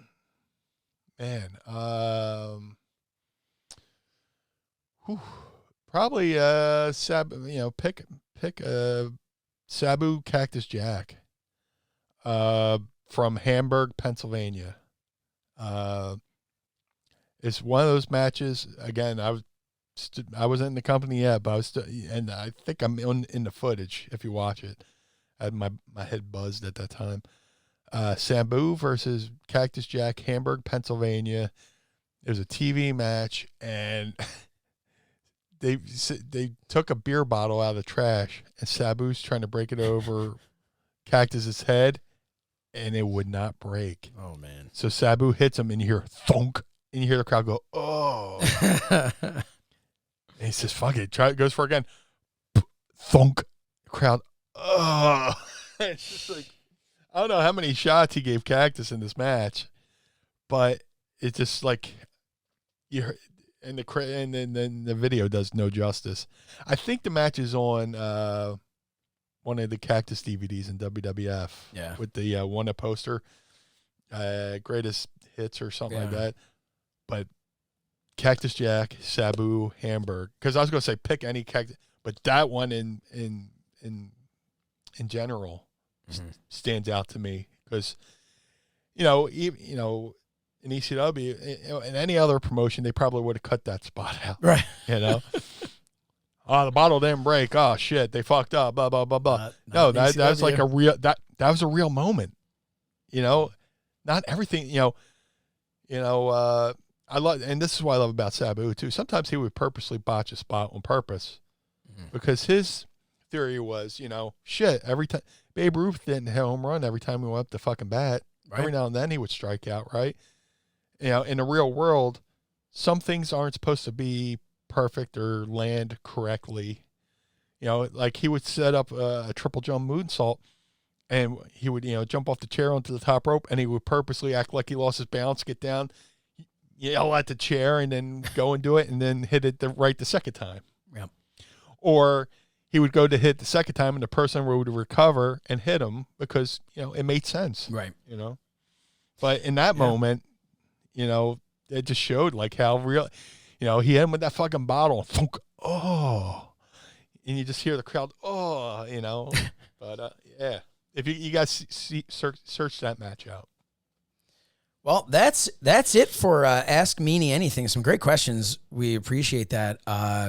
If you would like to ask Meanie, you use the hashtag Ask Meanie and throw it in at any time throughout the week. You don't have to wait for us to put out the Ask Meanie post because we will, as long as you use that hashtag, we'll be able to find it and check for the past week. Yeah, that was great.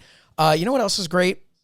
Some of our shirts, some of our merchandise. Yes. We have some awesome merchandise over at ProWrestlingTees.com/Mind of the Meanie. Take a look at it right now. Get your Mind of the Meanie shirts at ProWrestlingTees.com/Mind of the Meanie. We have the Mind of the Meanie logo tee, the Mind of the Meanie badge, Meanie Tunes, Meanie Burger, 3 seltzers deep, Meanie Gas, Wreck Every Bathroom and Leave, Meanie Screwing Up the YMCA, Alternative Commentary, Podcast Faces, and so much more. Go to ProWrestlingTees.com/Mind of the Meanie. Awesome t-shirts, all available, ProWrestlingTees.com/Mind of the Meanie. Thank you so much to the great Andy Slichter for all the things that he's put out there.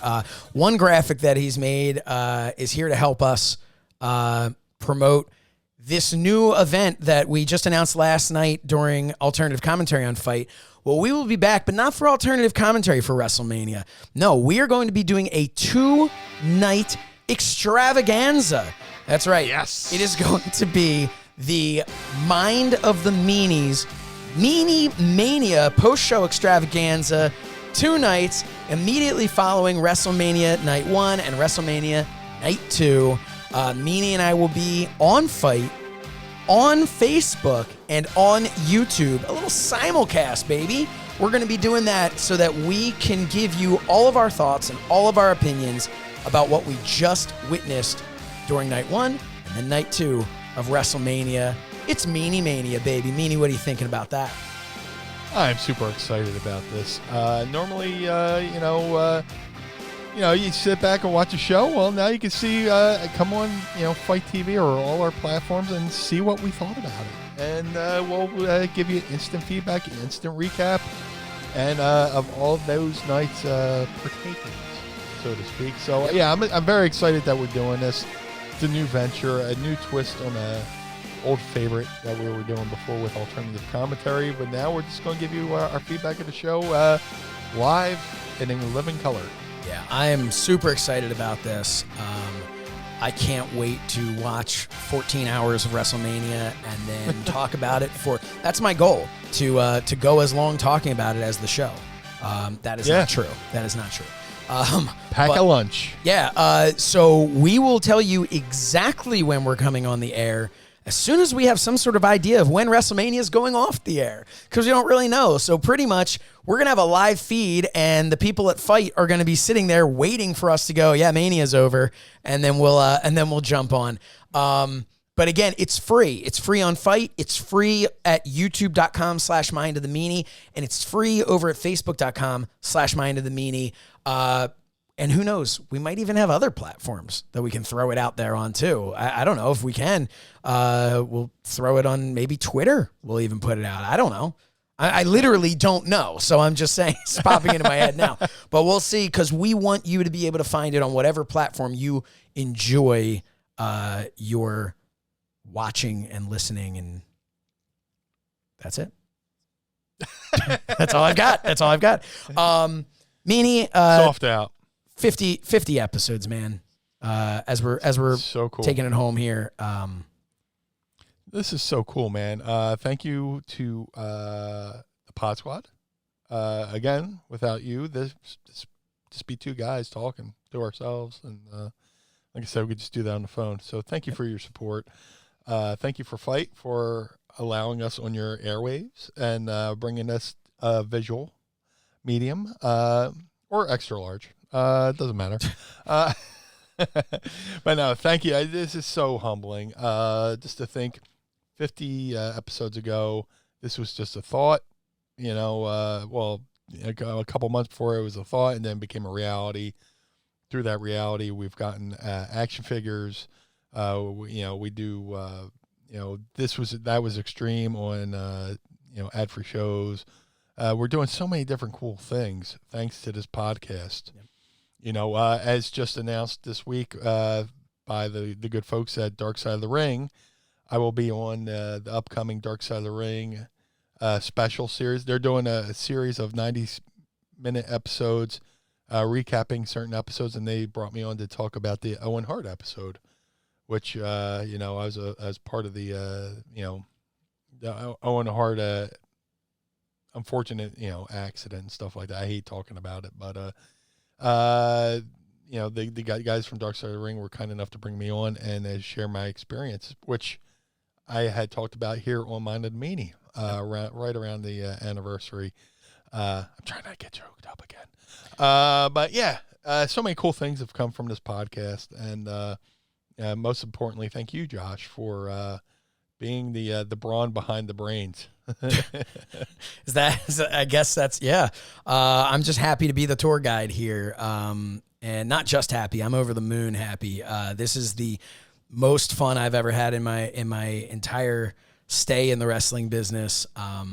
We've mentioned before, we've got our figures by Cella Toys coming out. We've got some more fun things happening. All this stuff that I just never 50 weeks ago, never in a million years could have imagined would happen. And I'm grateful to you, Meanie, and to the Pod Squad. Anybody who has ever tried this out, and especially anyone who's ever spread the word. We really appreciate that, because our growth on this show is because of you. It's not, Meanie and I can yell out into the void, jump, listen to our show, watch our show. But of course we're going to tell you it's good, but it's all of you who've gone on and have left reviews and have, given us 5 stars across the board. That's been awesome. But all of you who have just continued to tune in and support, be it through patreon.com/mindofthemeanie, subscribing to to our podcast or our YouTube, we just really appreciate it. And so thank you, Meanie. Thank you, everybody. And make sure to follow us on social media. We are at Mind of the Meanie across all platforms. You can find us on Facebook, on Instagram, and on Twitter at Mind of the Meanie. Follow us as individuals as well. I'm at So Says Shernoff, and he is at Blue Meanie BWO. We are at Mind of the Meanie. Remember, I just said that a minute ago. But also, make sure you go to youtube.com/Mind of the Meanie. Hit like, hit subscribe, and hit that little bell too. That's going to really help you out knowing when a new episode or a new Talking with Friends or Mrs. Meanie Running or something like that is on there. We've got even more fun things planned for you. Thank you to Andrew for being from Wildcat Belts, for taking the time to be on this show and help us celebrate with an awesome, fun interview. Thank you, everybody, and make sure to tune in every morning wherever you get your podcast, and every evening on FITE every Monday when we take another trip into the mind of the Meanie.